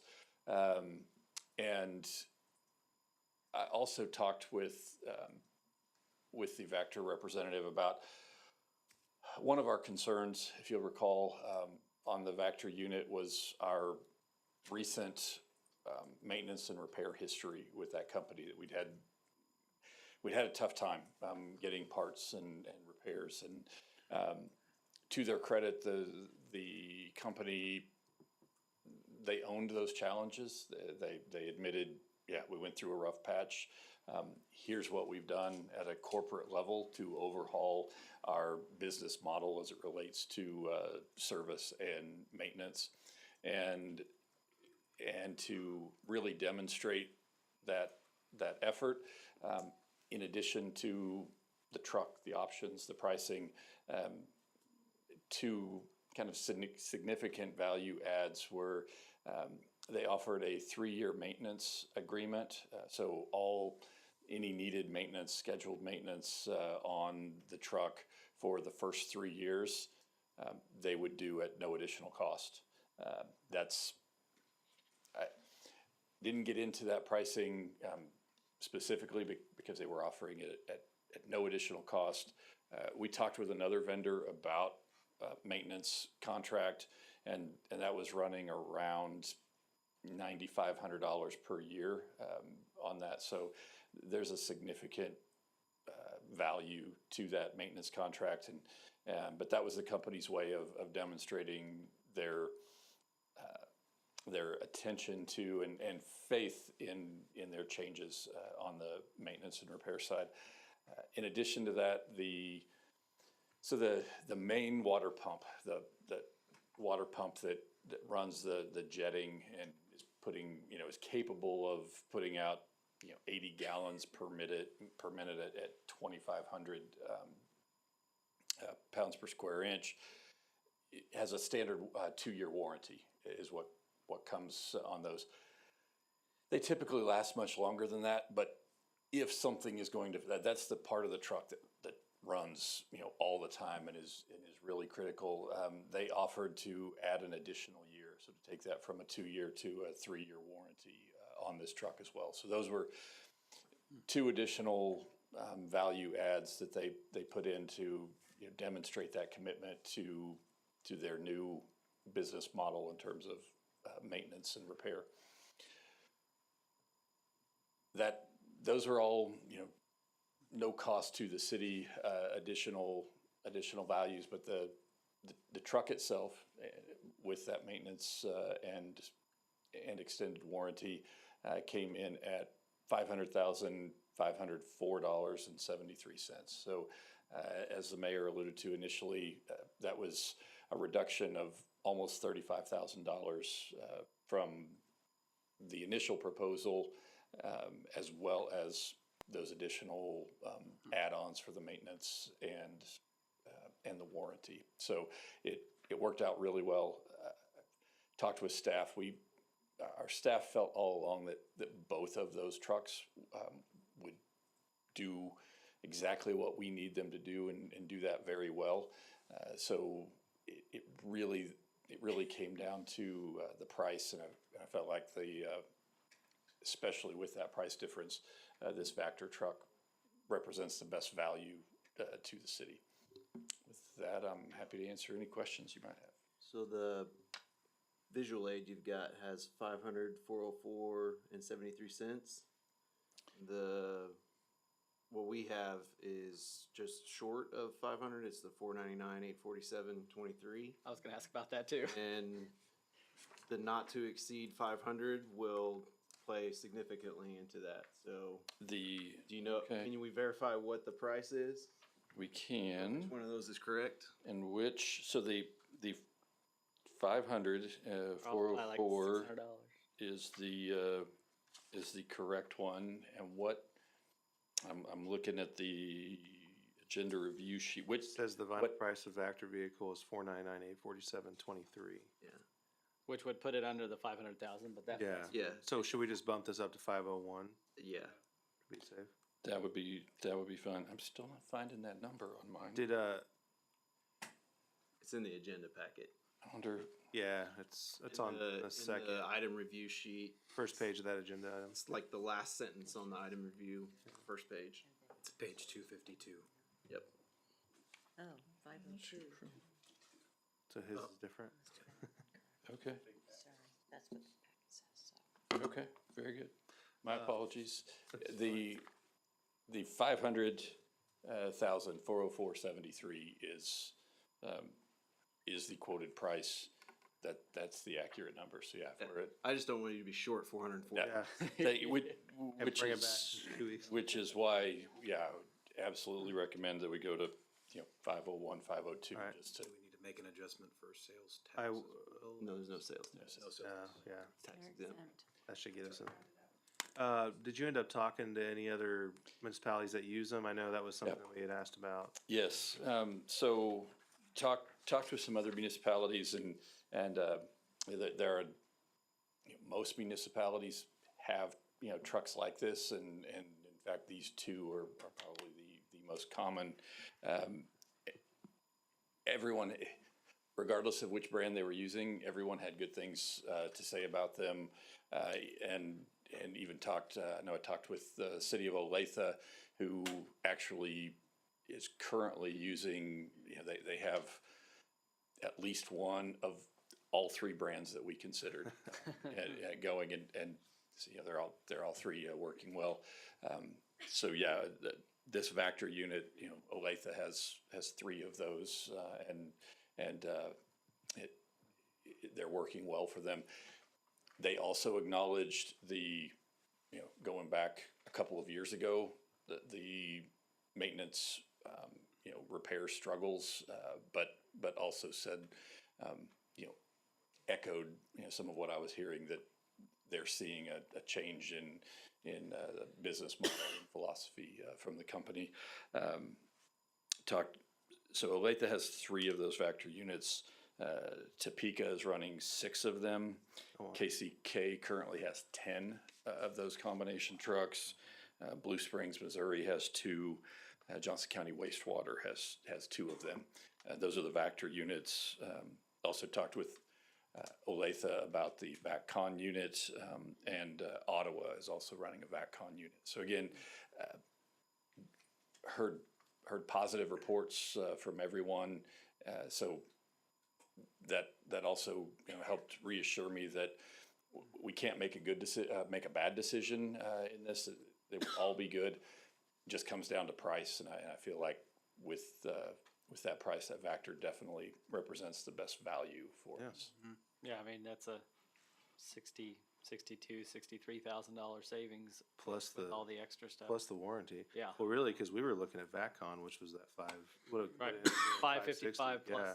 plus the extras, 562. So we're looking at 85 probably and 85.90. 2 So years of maintenance. Yeah, yeah, I mean, I just want to tell you good job. I think. yeah. Absolutely. I'm glad we sent this back so you can do more research on it, and Yeah. you did great and got us a good deal. So I appreciate it. Yeah, and I know you guys probably get annoyed sometimes with us sending stuff back, but we try to do our due diligence up here. We don't always get it right. Sometimes we don't save money, but if we can, in this instance, it's a pretty significant chunk of money that we can put elsewhere, put to use. So now it's Jacob's fault when the other people get mad. Jacob saved us a ton of money.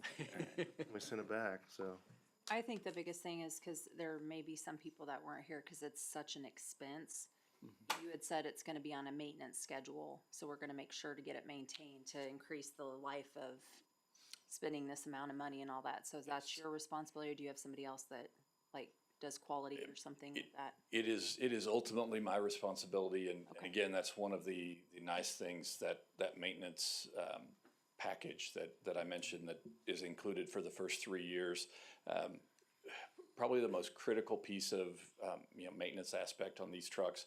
They're heavily reliant on a hydraulic system, so that hydraulic fluid and filters need to be changed regularly. Especially the first change is really critical. New equipment, new metal, sharp edges, if there are any little pieces of metal or any impurities that you start cycling through when you first start using it, you want to get those out of there and get that fluid changed and that filter changed. And that really helps to extend the long-term life of that piece of equipment. We're going to do that either way. It's just we don't have to pay for it now. Nice part. So just like your personal car, it comes with milestones, and after so many hours of use or over a certain period of time, here are the things that need to be done. So we will follow that. Part of the training that is also included with the purchase of this is training our staff, not just on how to operate it, but what the maintenance requirements are as well, so that we can keep it in good working order. And Well, that's valuable. Yeah. Last question. I know VACCON had the mobile maintenance program, and I think Vactor was either getting it started or already has. Yes. Is that fully up and running too? It is fully up and running. They have mobile technicians as well, and they also have I say local, relatively local. Their shop is in KCK, and they have just recently expanded that as well, so that they have more bays. They can get more equipment in and through to minimize that wait time for repairs as well. I think that's important because, like you said before, it basically takes two people away to take it down to the shop if we have to, and then again to pick it up. So it's nice that they have that option for the mobile. So. No, I think you did a great job. Thanks. Yeah, Good appreciate job. the detail. Good work, bud. I'm excited to have this because I think it's going to help with a lot of our maintenance on the sewer system that we do.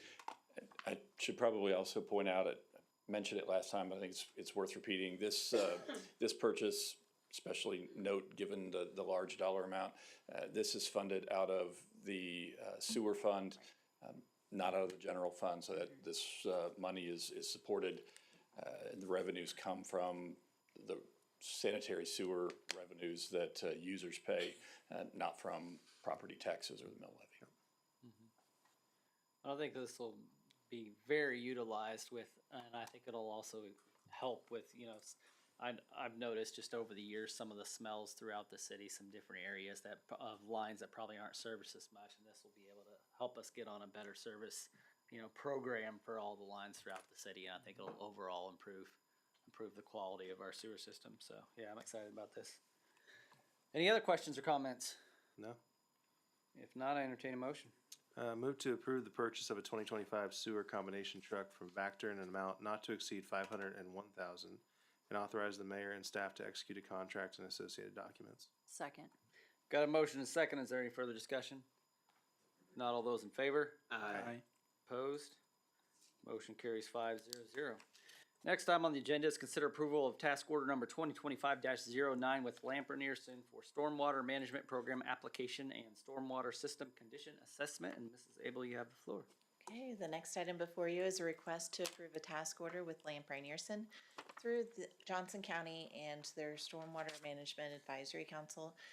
They have stormwater management program funding available each year. Last year, we applied for and received funding for the improvements to the City Lake Dam.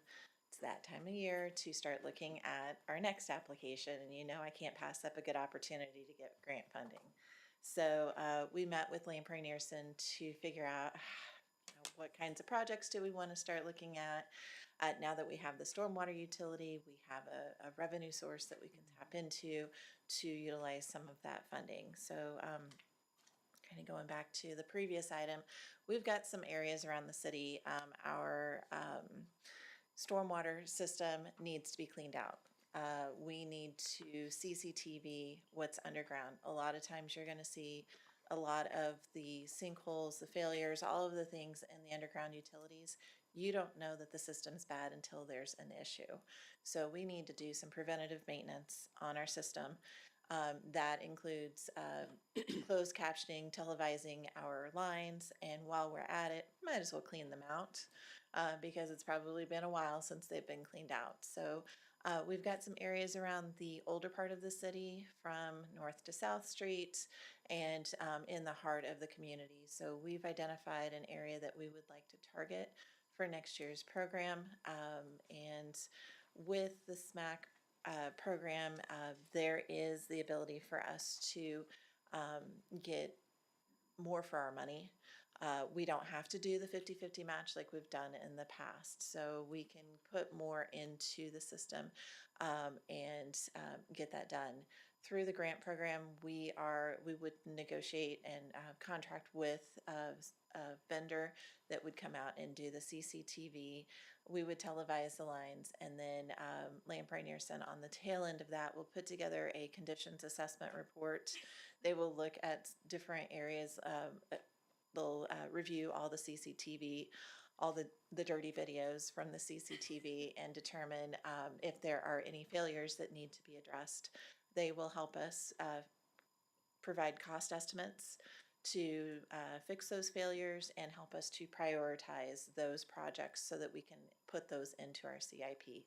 So all of that engineering and design stuff is included in the task order from the application with Johnson County to the back end of the condition assessment report. And I will be back before you probably in the beginning of January separately. I wanted to present these separately to get authorization to approve, to submit the grant application to Johnson County. I wanted to do them together, but I also wanted to have the discussion tonight to determine if this is a viable project for us to move forward, and then I'll come back to you separately in January with that request to get authorization to move forward. The deadline for the grant application is January 31st of 2026. And the total cost of the task order with Lamprey Nearson is $33,214. That would come out of our stormwater revenue that we collect through that stormwater fee. We have $800,000 that we get each year through that stormwater utility fee. So we would just tap into that fund to pay for this task order. With that, I'm available if you have any questions. Did you say that the, I guess, reimbursement or the grant is kind of negotiable on what the split is, or how does that work? Okay, so I've got Chad Thompson in the audience with me, and maybe he could answer this a little bit more, but my understanding is on these maintenance types projects that, is it 80-20? The mapping system is actually 100%, but the future projects are. Okay, so to reiterate for those that are listening at home, the mapping itself, which mapping is going to be part of this to figure out where our system is, that kind of thing, that is going to be reimbursed at 100%, and then the condition assessment report would be 80-20. So we would be responsible for the 20% match plus what we're paying for with this task order. And obviously, we can't say for sure that we're going to get this, but as we anticipate, it's a pretty good likelihood that we would get this grant if we applied for it.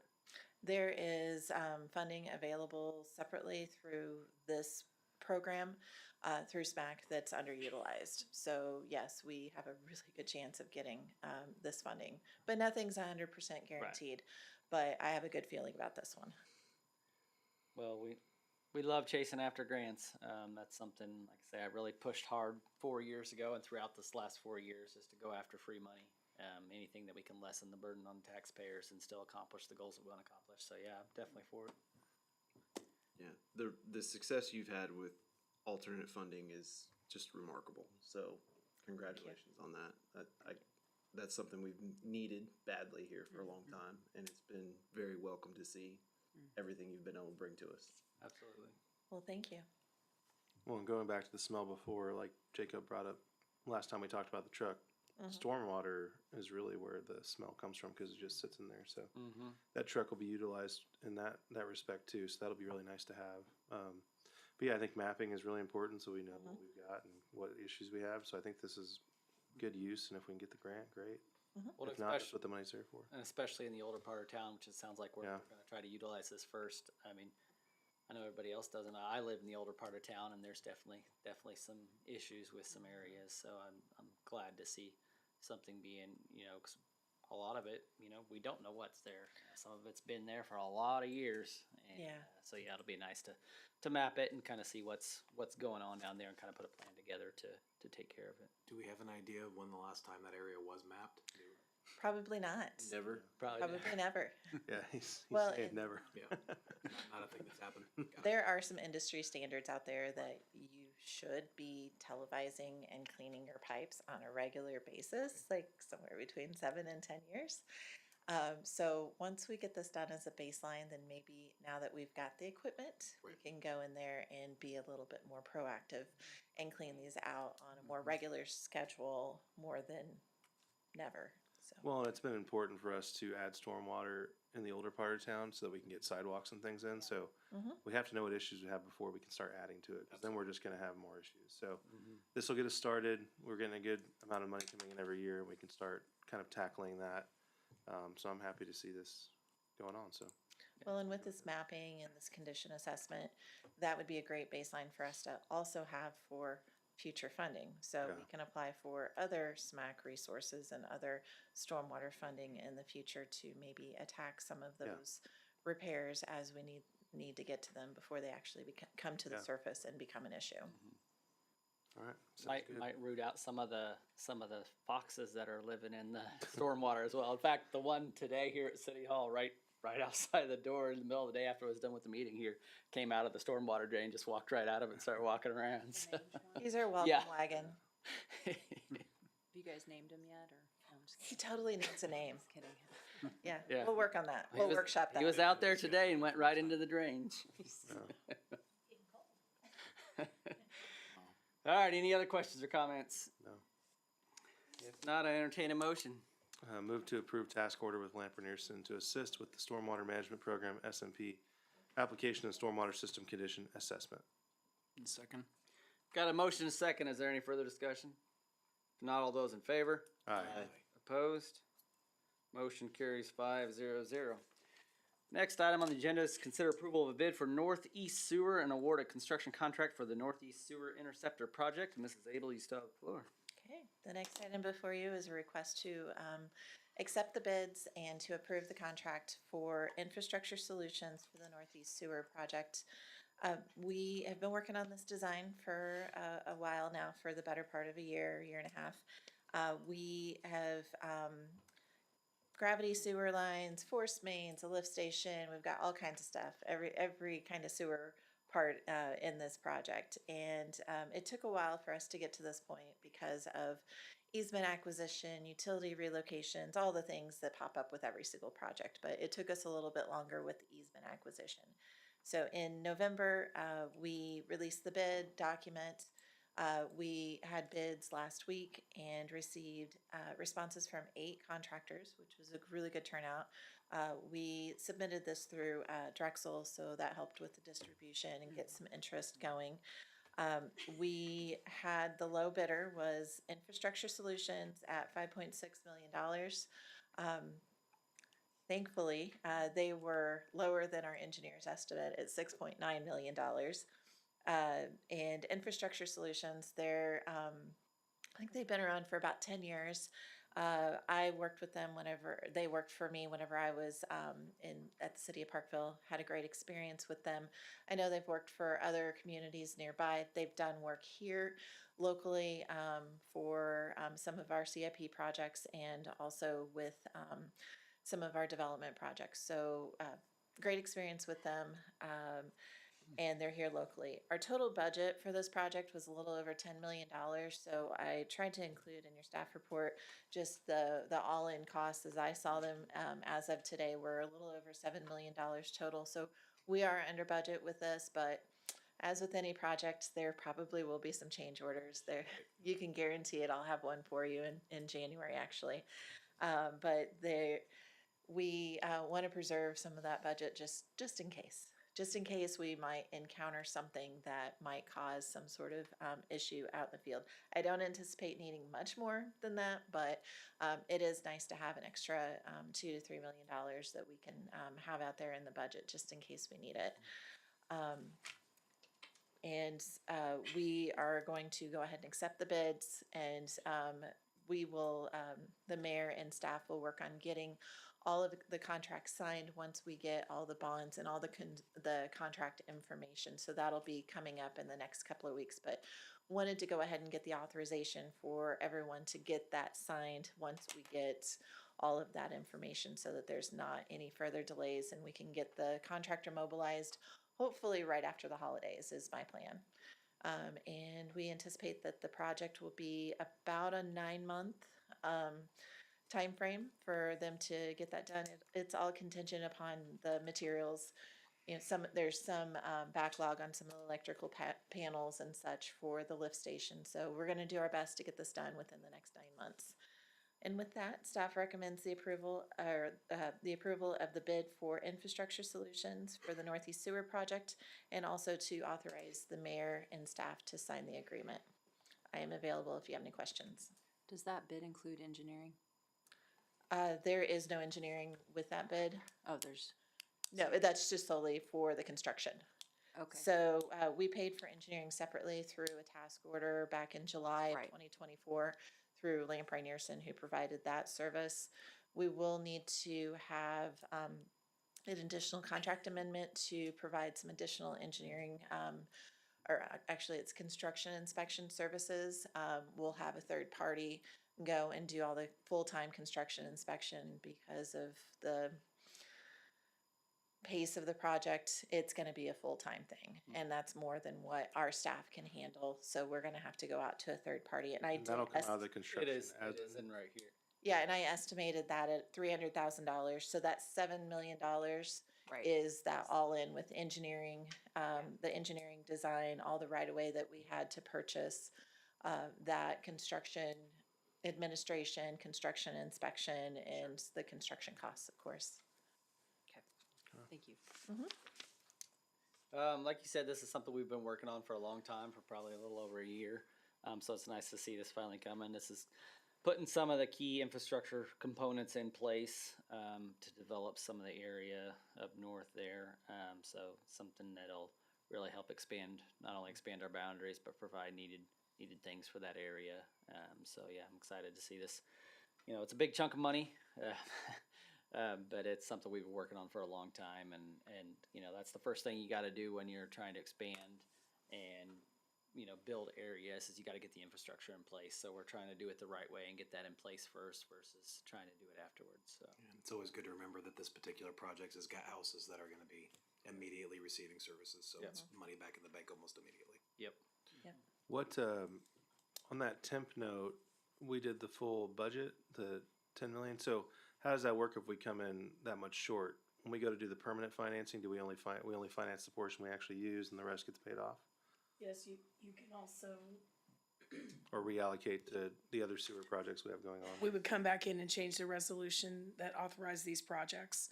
And you could authorize other projects to utilize that money. Can also be spent on the other projects in the same bond issue. I was gonna say, because we did a bunch of projects in one bond. Yes, issue. we did. Wanted to get better pricing into, because this may happen. Yep. Yep. Okay. Good. Just We're wanted to make also sure. looking- I saw it came from the temp. Sorry, we're also looking at that for the Northwest Sewer. We haven't done that bond yet. Yeah, And so we may look at lowering it because we're gonna have surplus somewhere else. okay. All right, good to know.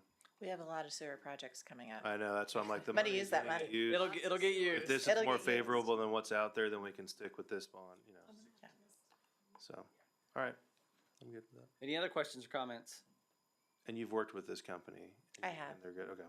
Yeah. They're quite a bit yeah. lower, so that's the only thing that made me a little nervous, but, No, I think it's probably because they're working in the area. So There's it's some just more up their alley. efficiencies. Yeah, and I think they just really wanted to get their foot in the door Okay. with us. I think they wanted to work with me again. I think that's why it's so low. Because you utilized them in your last.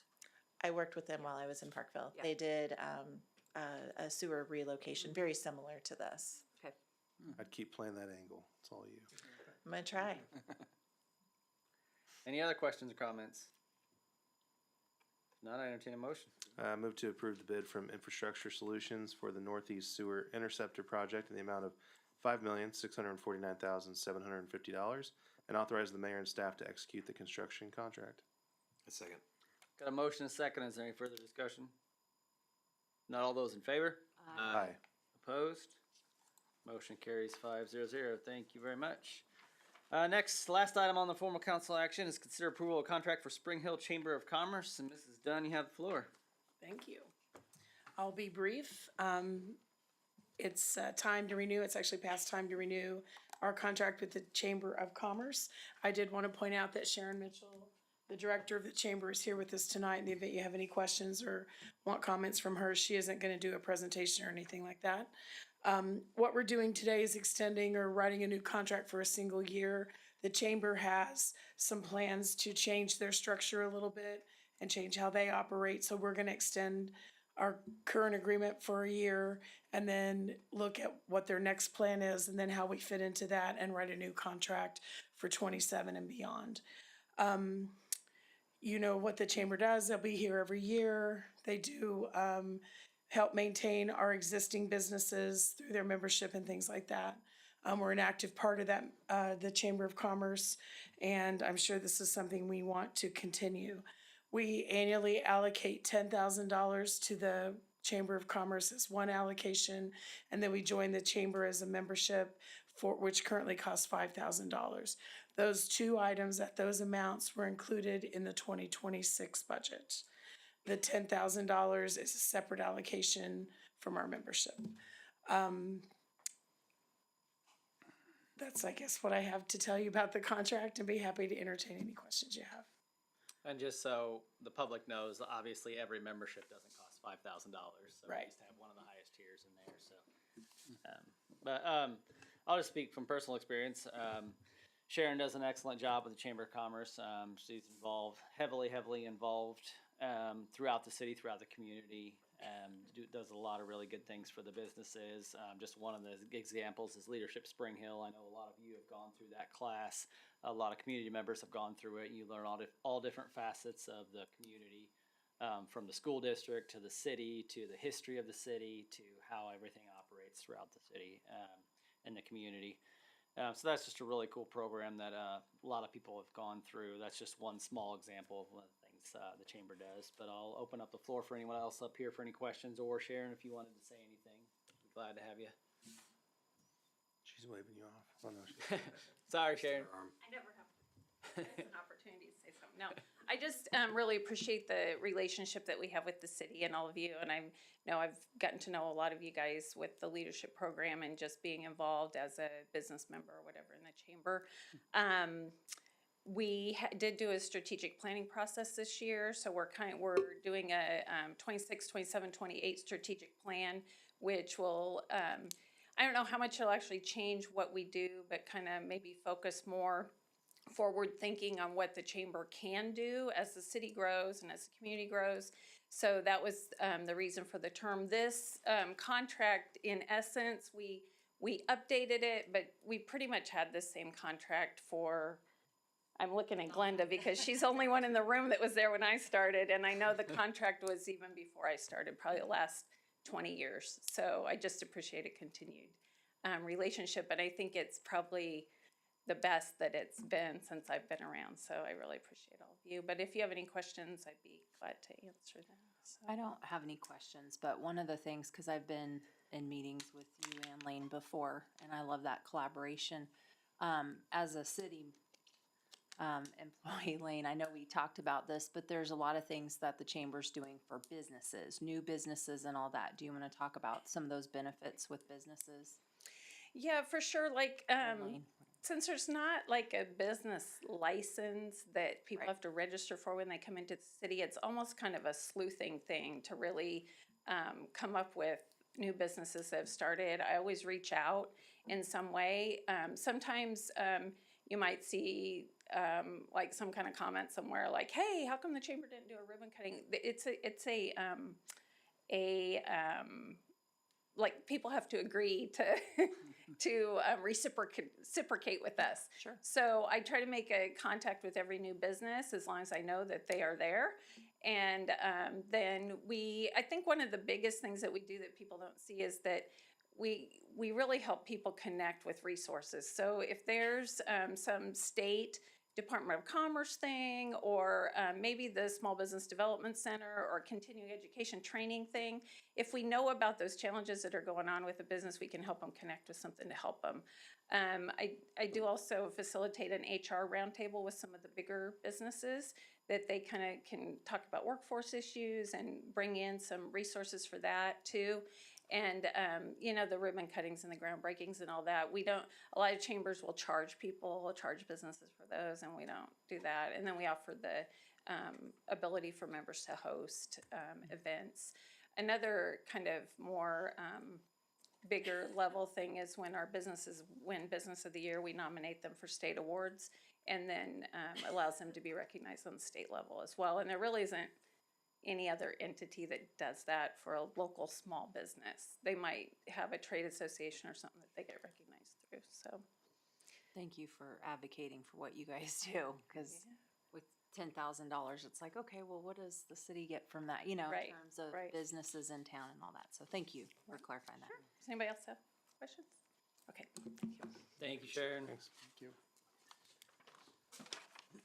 Any other questions or comments? If not, I entertain a motion. Move to approve the agreement with Spring Hill Chamber of Commerce and authorize the mayor to sign the agreement. Second. Got a motion and a second. Is there any further discussion? If not, all those in favor? Aye. Aye. Opposed? Motion carries 5-0. That ends formal council action at this time. We'll move on to announcements and reports. The only thing I really had a really good hometown holidays here at City Hall, so thank you to everyone that came out. It was a packed house, the most I've ever seen down here for hometown holidays. It was about shoulder to shoulder there for a little while. So it was really fun to see all the kids and families out here. The weather cooperated pretty well for us standing outside waiting for Santa. It wasn't too bad this year. Last year was a little cold, so it wasn't too bad this year. So thank you to everyone that came out. I know my kids had a lot of fun. And then also, just wanted to say Merry Christmas to everyone. I know we're coming up on the Christmas season. It's one of my favorite times of the year, spending time with family and friends and stuff. So I just want to wish a Merry Christmas to everyone else that I might not see before then. Mr. Young. No report from me. I just had a question for Chief if everything is good to go for the golf cart and side-by-sides. I know we passed the ordinance, but I've gotten some calls about getting pulled over and things like that with their side-by-side. So where are we at with as far as that being implemented? And before I could, we did make a social media post today about it, but Okay. Chief, you want to elaborate more on that as well? I know you and I were talking about it today, so. Yeah, so we should be in full effect. The ordinance is in effect. It's been published. The officers have been made aware of the ordinance change. So that we shouldn't have any more problems with that interim period that we had where maybe someone was stopped because of their UTV usage. We've also done a social media post, as the mayor had said, regarding the change in speed limits. And in the next couple of days, we'll follow that up. Jenna and I have already prepared a fun video for the community that will inform people about golf cart usage, featuring our favorite Sergeant Gutierrez and his humor. So anyway, hopefully that'll be informative as well as kind of a little bit of humorous break for everybody. So that's where we're at on that. I hope that answers your question. That's perfect. Thank you. And just so everyone that wasn't aware of what's going on, we've lowered the speed limit sign. First of all, we changed the ordinance to allow golf carts on Webster Street, and then also Webster Street from 207th down to Webster Street, and then also on Down to Victory Street Yeah, from Victory Street, from Webster Street down to 223rd Street. But to do that, we had to lower, state statute doesn't allow golf carts on any streets higher than 30 miles an hour. And so we had to lower the speed limit on those two areas down to 30 miles per hour. As of yesterday and today, they got most of the signs up. I think they still have a few more to go, probably on Victory Street. But most of the areas throughout town that we're changing is lowered to 30 miles an hour. So just be aware as you come into town from the north or the south end, it is 30 miles an hour through there. We kind of talked about it extensively up here, how we thought it's almost, I wouldn't say a pilot program, but we're kind of testing it to see. I'm sure you guys will probably reevaluate it 6 months to a year down the road, kind of see how it's going. I don't anticipate any problems, but just kind of see how it goes with golf carts on those. And then we also, approved UTVs as well.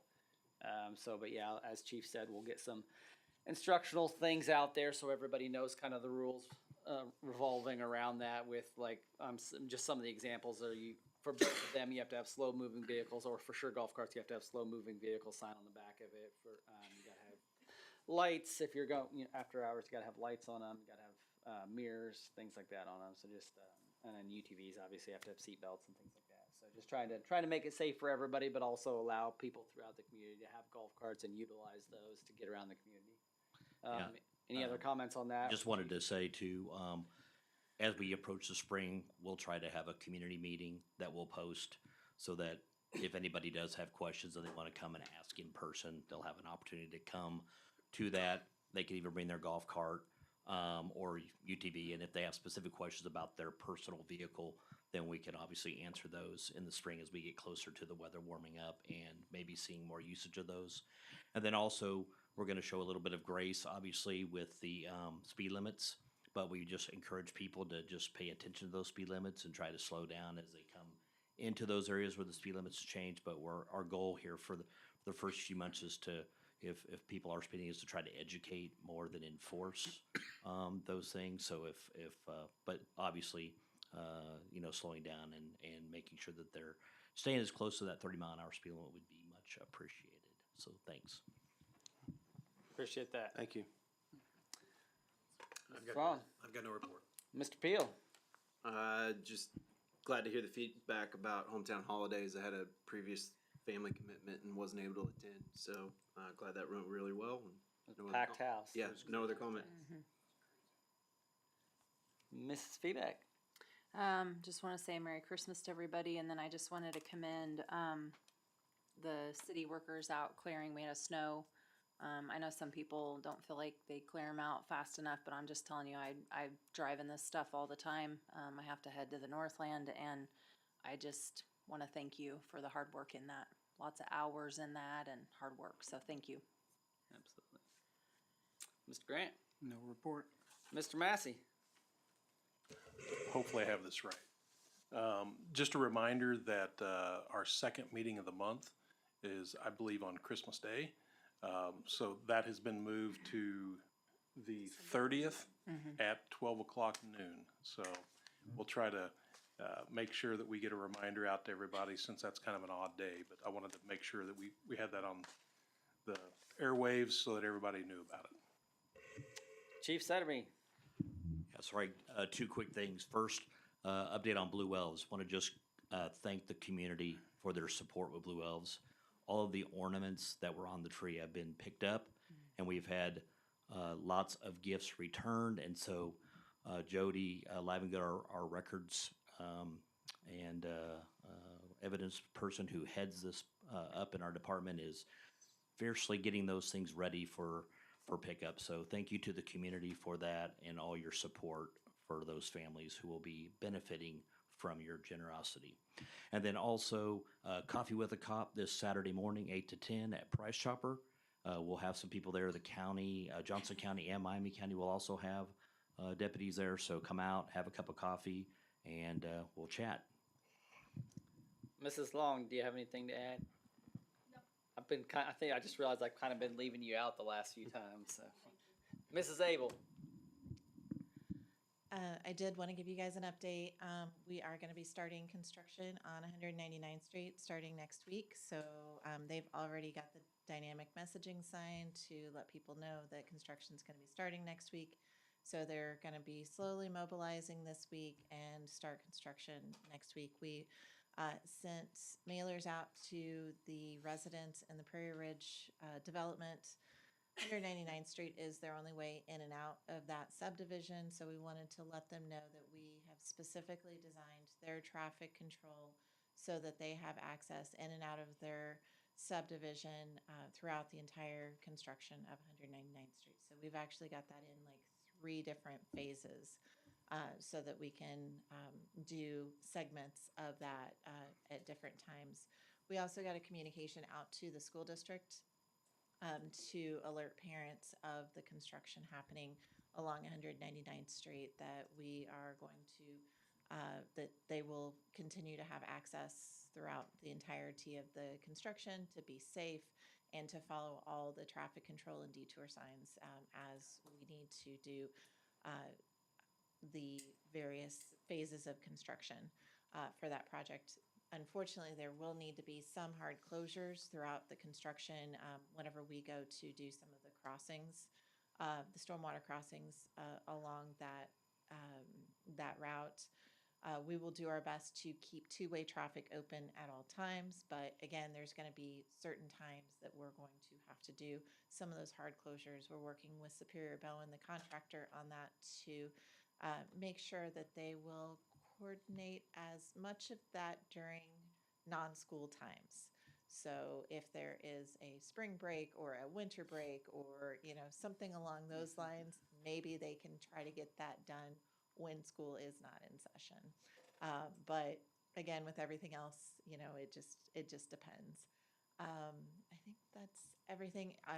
If there's any questions about the project, we do have a page out on our website specific for this project. As we start to have these active construction projects, we're going to have a separate project page that Jenna will help me update to provide real-time construction updates so that people can know what's coming up. There'll be some type of signs that go up just to inform people from this date to this date, or do you do the electric ones or something? I don't know. Those dynamic messaging signs Yeah. are those electric ones that you can Yes. change the wording on. So as we have certain closures, we'll try to give people about a week's notice. Okay. I really want to try to get, you know, people that are maybe infrequent to that route. Sure. To give them as much warning as we can whenever traffic is going to drastically change. Madam Clerk. Mrs. Dunn. No report. Mrs. Jones. No report. Mr. Spear.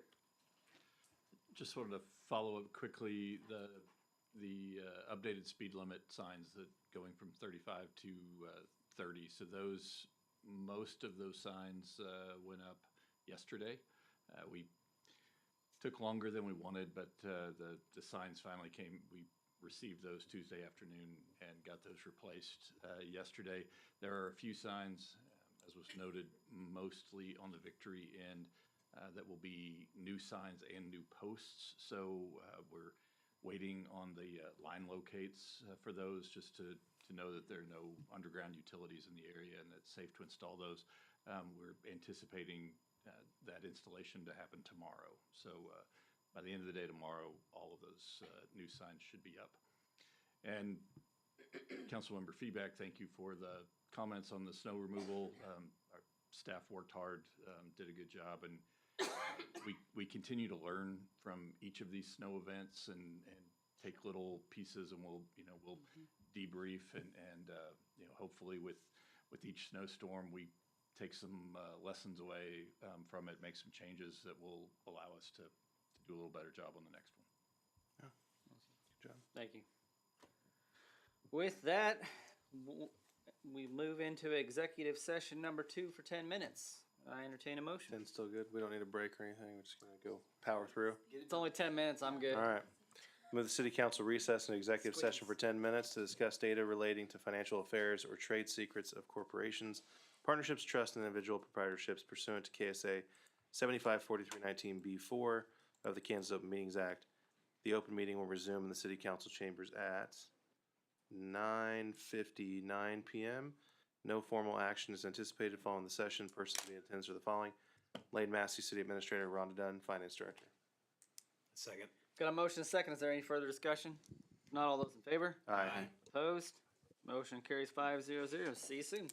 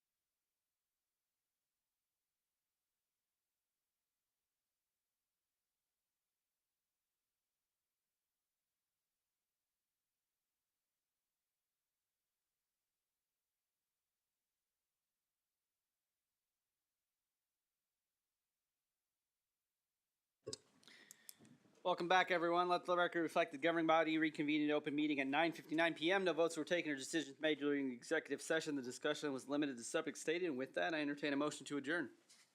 So moved. Second. Got a motion and a second. Is there any further discussion? Not all those in favor? Aye. Aye. Opposed? Motion carries 5-0-0. Have a great night, everyone.